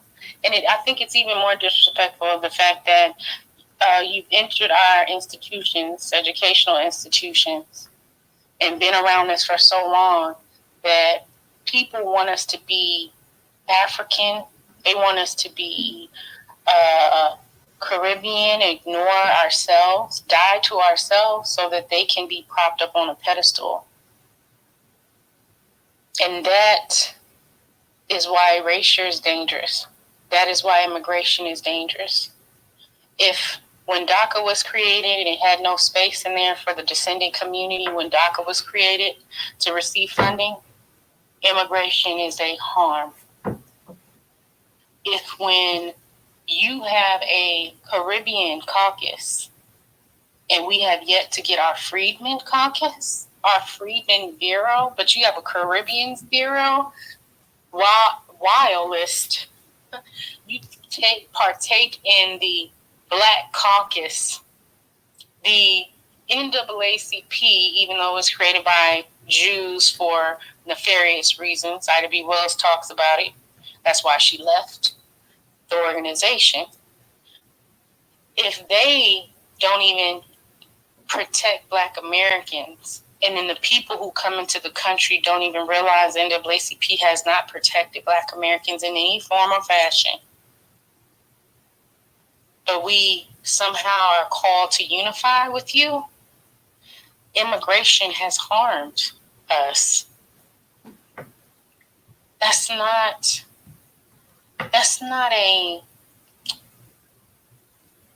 it's called a tearing. And I was talking to I was talking to my sister, she's on stage. It's called a tearing. Look it up in the Bible. There are some things that are going to be torn for reasons. And I'm going to say this in love because God has challenged me to do this in love. Love does not always feel good, but it is something that needs to be brought to your feet. Because if you say you are our brother and sister, as we always hear, then you need to hear and see how harmful you have been. And I'll land. All right. Thank you, Rella. Let me go ahead and get to let me get to Rock Roller. Rock Roller, what's going on with you? It's been a hot minute since I heard from you. Yeah, what's going on? Can y'all hear me? Yeah, we can hear you. Yeah, we can always hear you, Negro. Go ahead. Yeah, I like to use reality when I'm in these spaces, stuff that I go through that's not on the app. I'm here in Houston County, Georgia. There was about maybe 5-6 Jamaican restaurants. There's no Black Americans working in there. They won't even hire us to wash dishes. And I see them the same as I see a Indian store, an Indian motel, whatever. They come over here and they start these businesses and they don't hire us, but they take our money. So I've always asked myself, why is that these Black immigrants that come over here and start these restaurants, why they don't collaborate with us and team up with us and show us how to cook their foods and build restaurants and basically just team up with them? So like I said, that Pan-African stuff and that Black immigrants and we're all the same, it's a joke, bro. Because I'm going to say it again. All the African businesses, like my daughter is a master braider. She can't walk into an African braid shop and get a job. They will not hire her. So this African collaboration, this Caribbean collaboration, it's all a joke, bro. And I'm going to land right there.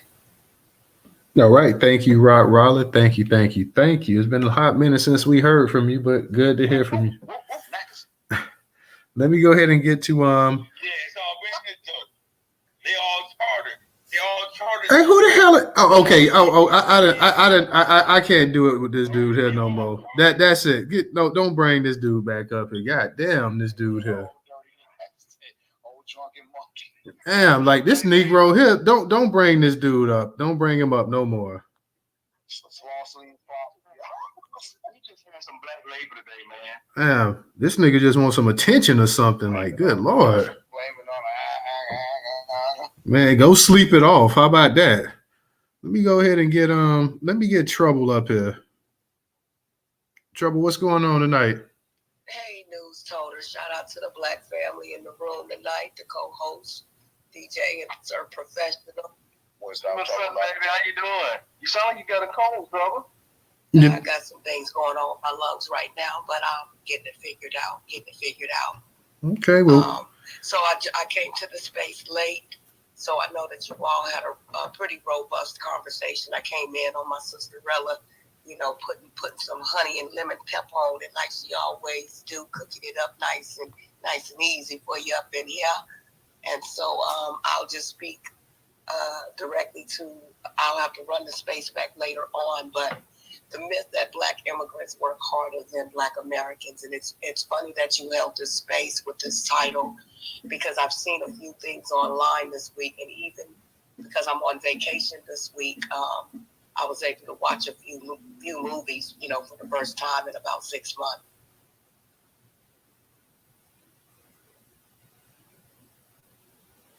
You there, Trouble? Yeah, I'm here. Can you hear me? Okay, yeah, you had kind of muted out for a second, but go ahead. Sorry. So in a seen online, it was a common theme to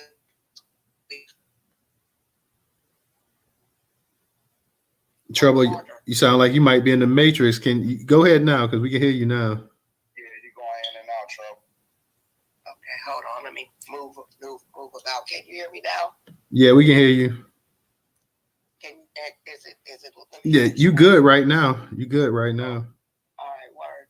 So what I was basically saying is that it's been a common theme. I've seen it in a few movies I was able to watch this week, and even online. So the title fits. That I've heard of people saying that they work harder than black Americans, or that as an immigrant, how hard they've had to work when they come here. I've noticed a lot of times that I hear a lot of black immigrants say, and black Americans have a European mindset. And this is a European mindset to me, is that when our people was emancipated, white folks couldn't do the work here in this country. They had to create laws and force our people back into work for the same slave labor. When our women were able to stay home and take care of their children, white women were jealous and they were upset because now they had to clean their own goddamn houses. So they had to create more laws to force our women back into their homes to clean for them. So white folks in this country, to me, all of them are immigrants. We are the only non-class of immigrants here in this nation. And I've forever in a day, I've heard white immigrants constantly tell the stories of, oh, our people came here and we had to work so hard. And my dad told me, that, you work hard and they always tell the story to their children, and they always lead with the story of how hard they've had to work. So when I hear black immigrants say, black Americans, you have a European mindset, I question, where do you get your mindset from?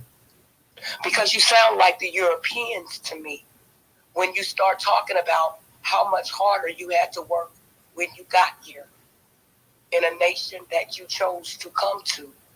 Did you work this hard in your country that you originated from? Did you? Did you tell people in the nation? We lost you. You still there, Trouble? Here, can you not hear me? Yeah, you just went. You say in the nation. After that, you blanked out. Go ahead. In the nation of where they come from, did they work this hard? Did they tell their people in their own nation how hard they had to work? Because you come here and you tell us how hard. Let me tell you about hard work. I watched my mother work 3 jobs at one point in time in her life, where she worked for a plant on a third shift, came home during the daytime and worked for the school bus system to take kids to school. And on the weekends, she worked for a small office cleaning buildings. I watched my mother make a way for her children to have school clothes, whereas her shoes had holes in the bottom of it. You can't tell me that my mama didn't work hard. So when you tell me and you tell Americans that we work harder, what is your definition of working harder? I need to understand. I need to know what you mean when you say you work. What is working harder to you?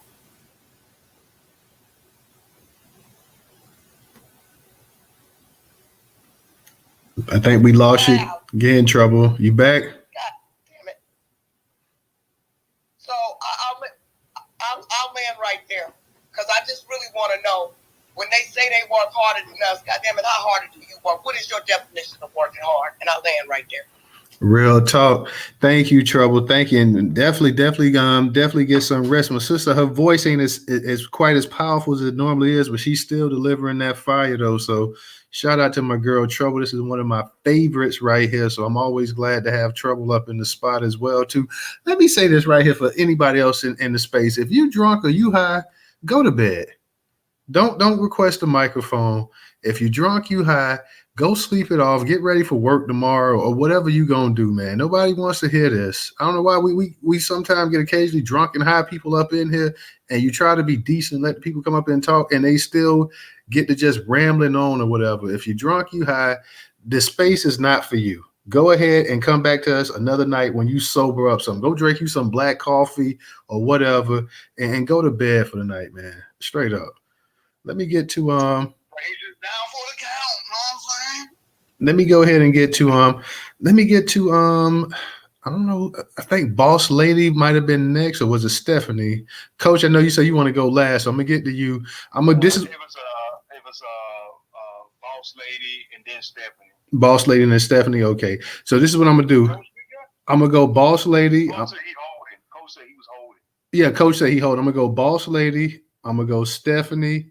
I'm gonna go Erickson. Then I'm gonna go No Taxation. And no, I'm gonna go Boss Lady, Stephanie, No Taxation, Erickson, and then I'm gonna get the Coach. And then those are gonna be the last speakers for the night, guys. So don't bring anybody else up. So we're gonna be closing this thing out after that. Somebody did donate on PayPal. I think put a reoccurring payment. So shout out to that person as well too. So let me go ahead and get to let me get the Boss Lady, and then we'll get to Miss Stephanie. We'll get to No Taxation, Erickson, and Coach. Go ahead, Boss Lady. How you doing tonight? Hello, thank you for having me up. So I just wanted to, I'm gonna be brief because I know you want to close the space down in a little bit, but I just want to share an experience that I recently had trying to apply for a startup business grant. I do have my own business LLC. So my town was offering startup business grants because we have like a vacant storefront. So if you got approved, basically you got a storefront. So I got denied. And the reason of being denied because they said that there's already a beauty supply store here in my town. So I was able to speak to the commissioner who works at the city hall for building and developments or whatever, that department. And I asked her, I'm like, how come my shit got denied when there's 7 Jamaican restaurants on the same, we call it the Avenue. So it's like a shopping strip. I'm like, there's 7 Jamaican restaurants, 5 Chinese restaurants. All the dollar stores are owned by either Indian or Bangladesh. You know what I'm saying? Even VIM is not black anymore. It's like Indian, Guyanese, or whatever. I don't see not one black American store or on the app. I'm like, how it's like a new, like the bitch don't even. Hey, try not to curse, sweetie. Try not to curse, but go ahead. I'm sorry, my bad. So the lady don't even have doors to her business. It's just the only thing she got is the gate that pulls down when she closes up shop. So it's just like, so basically they try to tell me that they feel like my business is not inclusive enough. When I was doing the interview, the guy, he was Spanish, one of the interviewers, he was like, oh, is it for black and brown? Like, why would a hair supply store only be for black people or just brown people? You know what I'm saying? So, my thing is, like, with these immigrants, I don't know how they're doing it. You know, I mean, clearly we could see how the Democrats are just pushing them through and stuff like that. But they're opening up new businesses out here. And as soon as a black American stand on 10 toes and try to, like, do something, because my business plan was to give back to my community and work with people who I know that are in the hair care business, you know, and promote their business. You know, these Indian people don't give back to the community. These Jamaicans don't give back to the community. Korean, everybody that's here that's not American do not give back to our community, and they wonder why we're underdeveloped. Because all these businesses that have been around since the 80s have not been contributing back to the community, but they want our money. They're in our hood. They sell things that they know we will buy. So it's just crazy how I got denied, and I'm born here. And these immigrants are coming over here. Like, what the fuck do we need? Oh, excuse me. Why do we need an African meat market with open meat? They're selling meat out boxes. They don't even have refrigerators. They're selling them the vegetables that they make pounded fufu from. That's not intuitive. That's not new. Like, basically, they're trying to say that my business is something that they're not looking for because it's you know, it's not going to bring new money. Well, African meat market is not going to bring new money.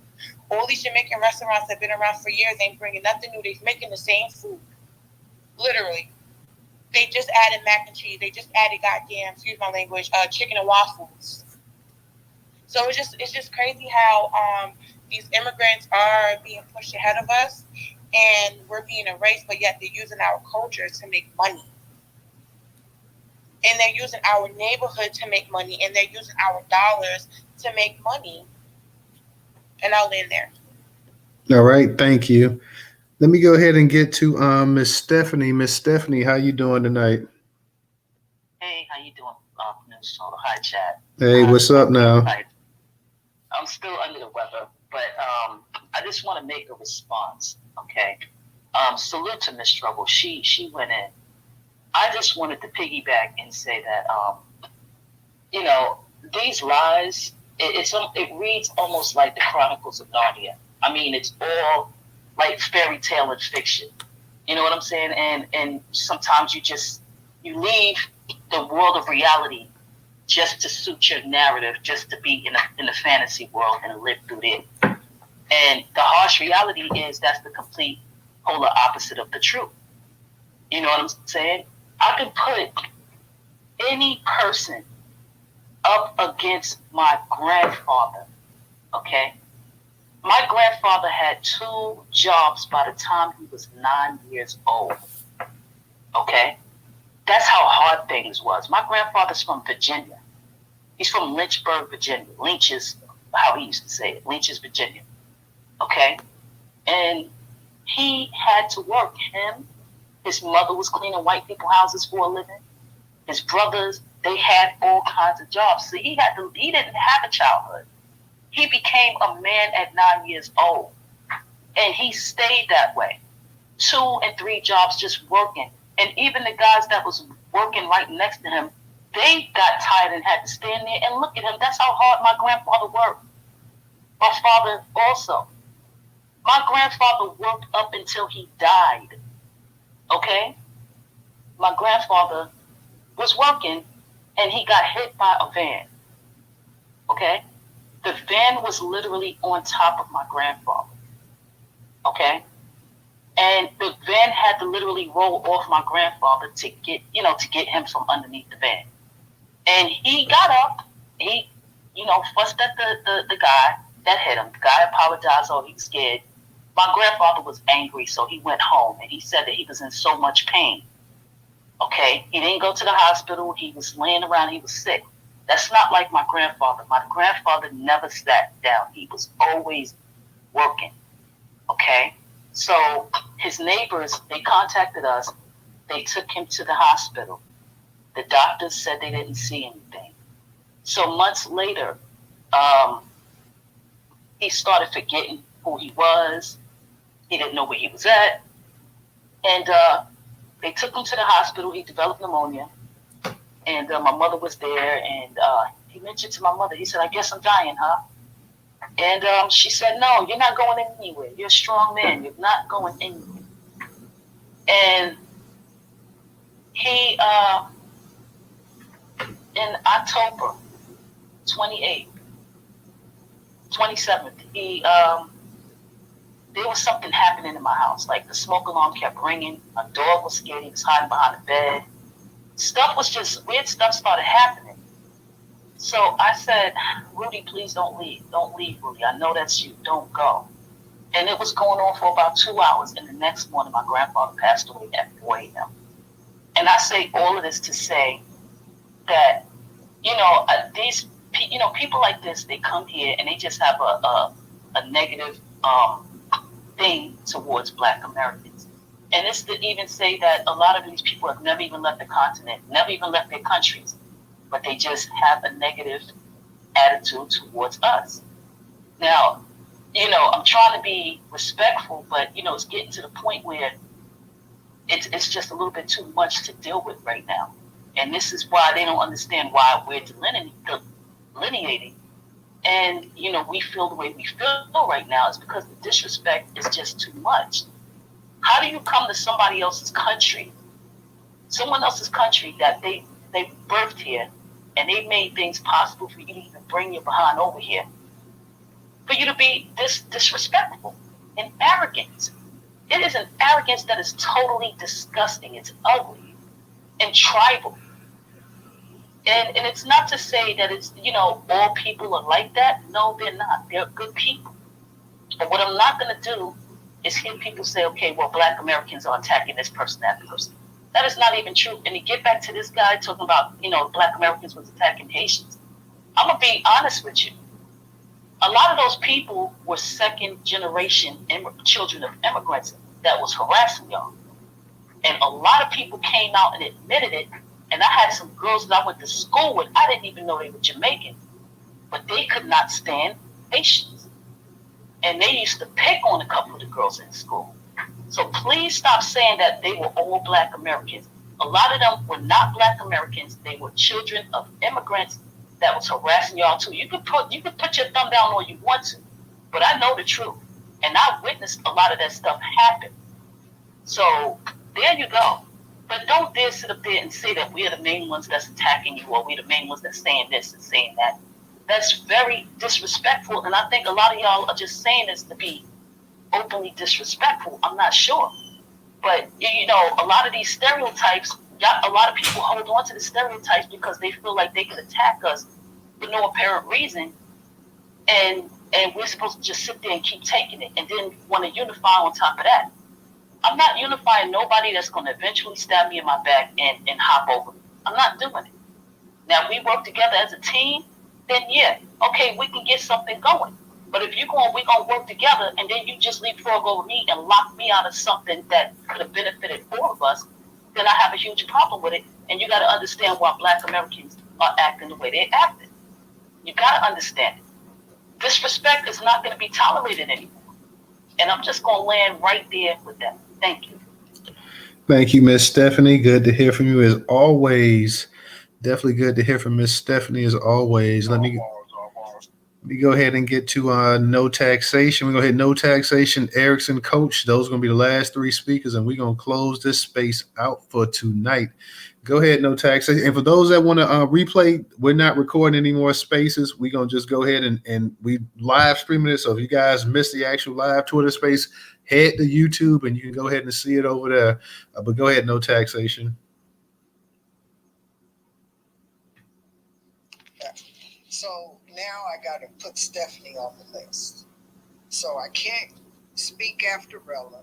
I can't speak after Trouble. I can't speak after Original. And now I can't speak after Stephanie. Y'all go either have, let me just start saying the prayer, the ending prayer. Let me tell you, Steph, that was it. That was it. I loved it. I love all of it. Let me go back to this because, see, I can't even believe I took the phone call and then y'all said when I came back, it was a different conversation. I just want to tell that guy, I don't know where he's from, Africa, Haiti, or where he's from. We didn't fight for your rights. We fought for our rights. It's just that you and your people happen to be able to ride on a wagon for a little bit. So yeah, you're welcome. But we didn't fight for you. We really didn't. The title. Okay, so here's the thing. Since enslavement and during enslavement, the slave masters would tell each other which one of the slaves was lazy. How you gonna be a lazy slave? I ain't never heard of that. So see, that's where the propaganda started. It started saying enslavement, saying that we were lazy. We were lazy, enslaved people. How about that? And, people that have to impress white folks, because see, we've never had to do that. People that have to impress, and these are the foreigners, I'm talking about the foreigners. They have to, the dark-skinned foreigners, because the white ones don't have to do it. They have to impress the white man. And so, yes, they're working harder. They need to work harder. They don't understand that the propaganda about us exists because white supremacy demands that we be eradicated. And we haven't been eradicated yet. Just as they feel that the people in this country should be eradicated. I don't think he knows that. They don't like you no better than they don't like us. And you over there trying to please them, and we not. The biggest difference between us and them is that we fight white supremacy. They don't. We fight it from sun up to sundown. They don't fight it at all. And so, it's idiocy to me to think that a group of people in this country that came from enslavement to where we are now, and we're not even at our pinnacle, are outmatched by anybody coming into this country or anybody in this country. To me, is just ludicrous because they don't have our journey, they don't have our walk, and so that's just it's propaganda. And people that fall for propaganda usually are people that are not highly intelligent. Hey, Newstoter, somebody talking. I can't hear. You drop that. They're not. They're not highly intellectual. You can run game on them easy. And that's what they're doing to those people. They're running game on them because they think, well, we're going to unite with them and then it'll be a force. But what white folks don't know is we have no business. And, we don't want to unite with anybody other than our fellow tribe members, which are our village members, which is us. So, that's where white supremacy went wrong. But they've been wrong about us quite a few times. And I just want to add this, and then I'm gonna let it go. I'm gonna turn it into a different conversation. I believe immigrants need to work harder. They should, and I'm in favor of all of them picking our food, because they have to work harder because they've been taught and trained to please their white boss. See, we haven't, and I say their white boss because we're not hiring them, and they're not hiring us. If they cook food, they're cooking it for their people. When we cook food, we cook it for our people. So they can cook that old rotten food if they want to and let them people buy that food because that's what they're used to eating. And they have to work hard to please the white folks and let them have that job. We still gonna leave them in the dust.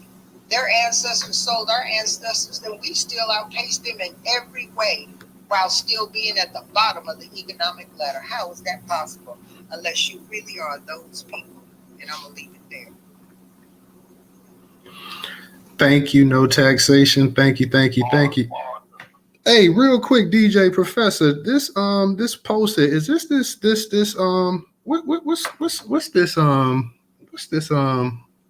sissy name that used to be on, what's the one, Mac? Is this because he got upset because somebody, let me see if I can tag y'all in. I'm trying to find out if this is punk right here talking slick at the mouth, but I think this is. I'm gonna see if I can find this post and tag y'all in it real quick. But I think this is this punk right here real quick. Who was up next? Go ahead, Erickson. Hey, News, your link is not working. The one you sent, I went in there. I'm gonna try on my computer, but Nah, that link was working. yeah, it's not working on my phone. But I'm gonna try it later on my computer. Because I was trying to get a subscription on there, but it's not working. But I think it's crazy how some of you guys come over here talking about disrespectful, doing all of that, and then you just turn around and disrespect somebody else. It's crazy. But anyway, when I talked about unity, okay,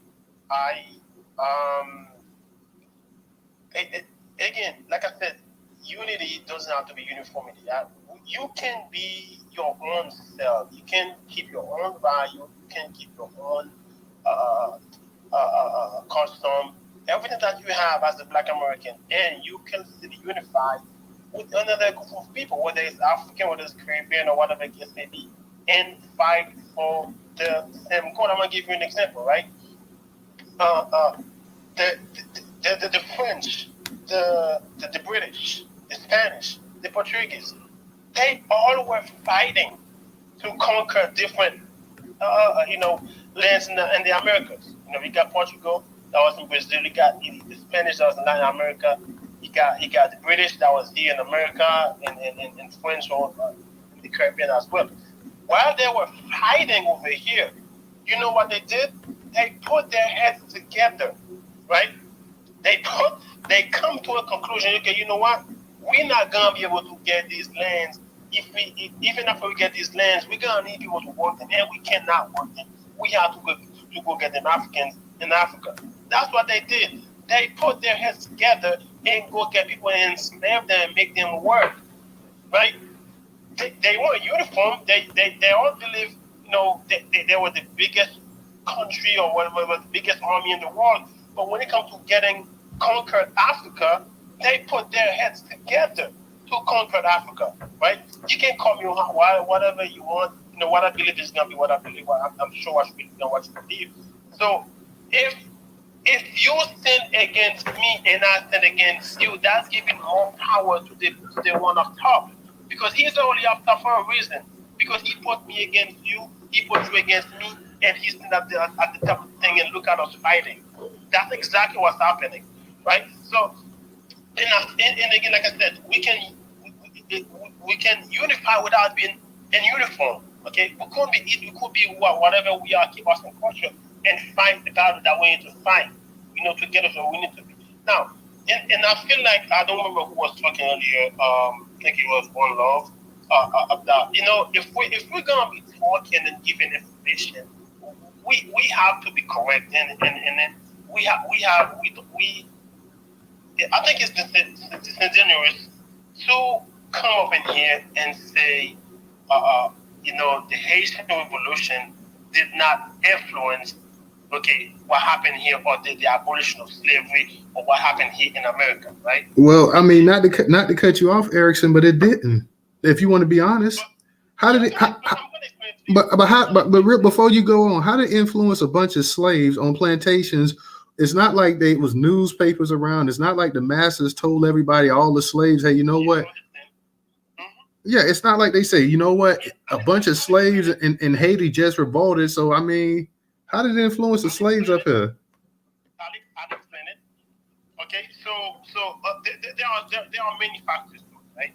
Yes, the slave. Erickson, while you explain it, I'm gonna post it down below. Okay. Okay, so the slave over here, yes, they didn't know what was going on in Haiti. There wasn't a newspaper, but you do know that the white people here knows there was slavery in Haiti, and there was, while the slaves were communicating within each other, the white people were, right, because there was the letters. The French were also here. The Spanish were also here. The Spanish on Florida. The French on Louisiana. And you know what happened after the Haitian Revolution? France had to sell Louisiana, right? France had to sell Louisiana to the United States, right? So after that purchase, not only there was only one, there was a slave rebellion in the Caribbean, Okay, that alone, okay, changed the trajectory, the business that was going on worldwide. Because Haiti has just dismantled the biggest business in the world. Now they have to change course. Now they have to change everything that was going on. Because they wouldn't be able to keep continuing this if they're gonna keep reporting. Eventually, it's gonna get all over. Everyone's gonna even get bigger. And at the time, there was only one black republic, right? And this is the reason why Haiti is where it's right now. Wait, hold on, Erickson. Hold on, Erickson. No, hold on, hold on. The revolution that happened in Haiti, all that did was help the United States gain the actual Louisiana Purchase. That didn't help free slavery. That's all it did was expand the size of the US. That's all it did. The pressure of moral example, okay? All it did was cause these slave owners on here, when they saw that happen, was to go ahead and get stricter and tougher on the slaves over here. It didn't do anything else. No, and this is why I'm trying to explain to Erickson. You said it yourself.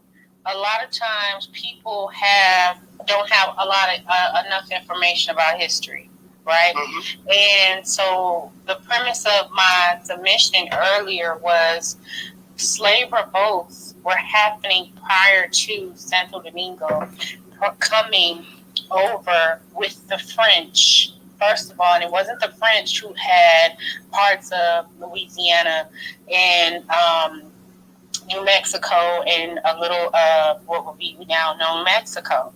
It was the Portuguese. And the Portuguese actually end up handing over that territory to the French. And then the French, because of colonization and their conquering, they conquered little Hispaniola, and then they came over and they actually lost their treaties with the, at the time, it was Britain prior to 1776. This is why it's important to go slow when you're talking about American history, because there's so many nuances.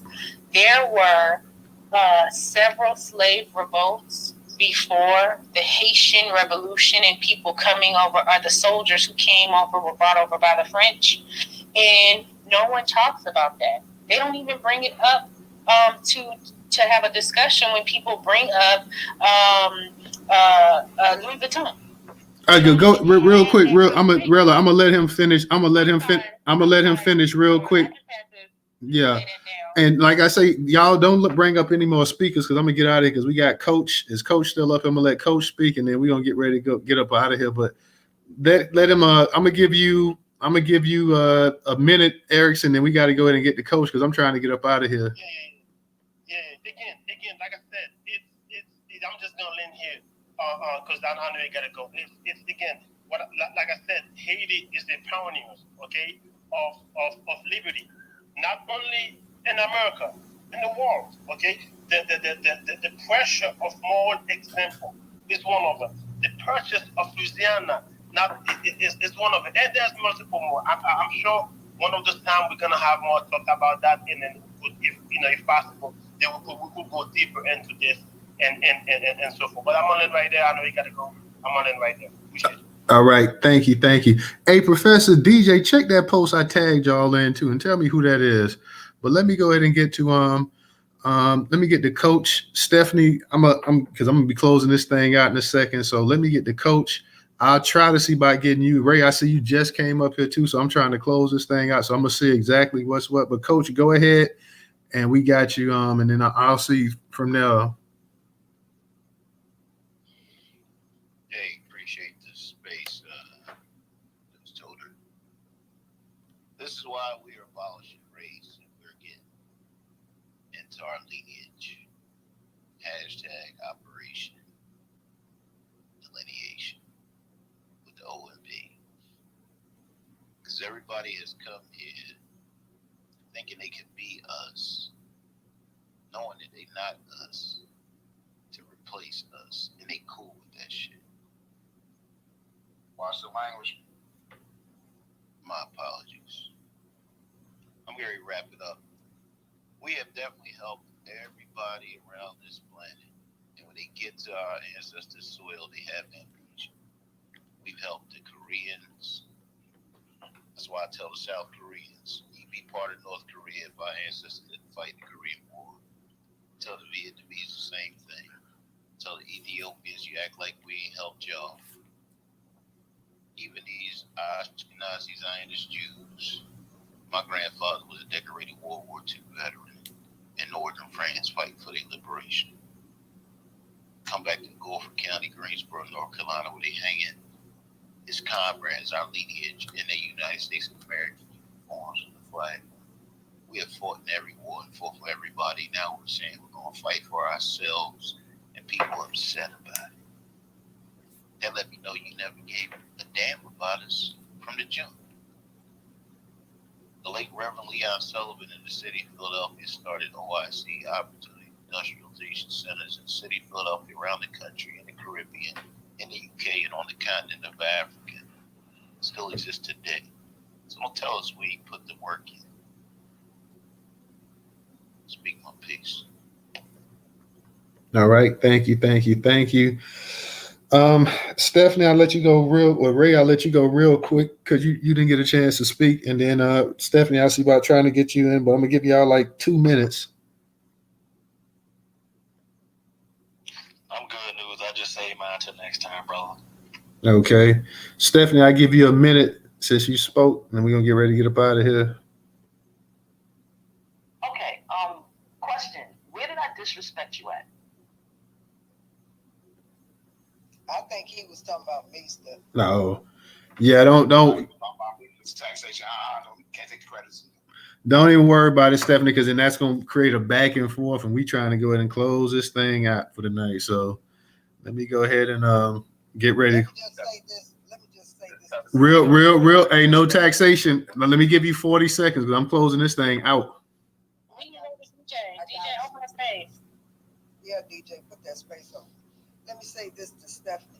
Stephanie, really ain't nobody in the United States of America checking for no regular schmegular foreigners. Truth to tell, you see what kind of condition they in when they come over here, and you see how happy they are to be here. Let those people find those jobs and let them mop the floors and do all the things that black folks used to do back in the 30s, 40s, and 50s. Let them have them on low-wage jobs and get treated like crap on those jobs, because we've moved up and we don't have to do that. We actually have the contracts now for those types of jobs. And so don't let these, see, the only people that are really a danger to us. No tax. We can't go too much longer because I got to go, sweetie. Okay, the only ones that are real foreigners I'm talking about that are a real danger to us are the ones that are taking our slots in powerful places. These regular schmegular Africans, they can't do nothing. And foreigners, they can't do nothing else. They can't bust a grape with us. But those people, the ones in power, let's concentrate on them. See, and I'm gonna leave it there. All right, DJ, you doing a space tonight? Say something real quick. Because I got to close this out, guys. I'm trying to get up out this space right now. DJ, because DJ may be holding it. DJ, you got a space going on? I don't know. That's a yes or no? Okay, so I don't know if DJ. I don't know if he's stuck in the matrix, but yeah, he's putting a thumb up. So DJ got a space going on, guys. It's another space, y'all. Yeah, it's another space total. Okay. Y'all niggas get ready for part 2 of the extension of this space here, so y'all can get y'all asses in there. All right. And on that note, guys, we finna close this space out for the night. We'll see y'all next week. Catch DJ Space. He's about to go ahead and start it up. Peace. Shout out to everybody to come to the space tonight. We'll see y'all next week.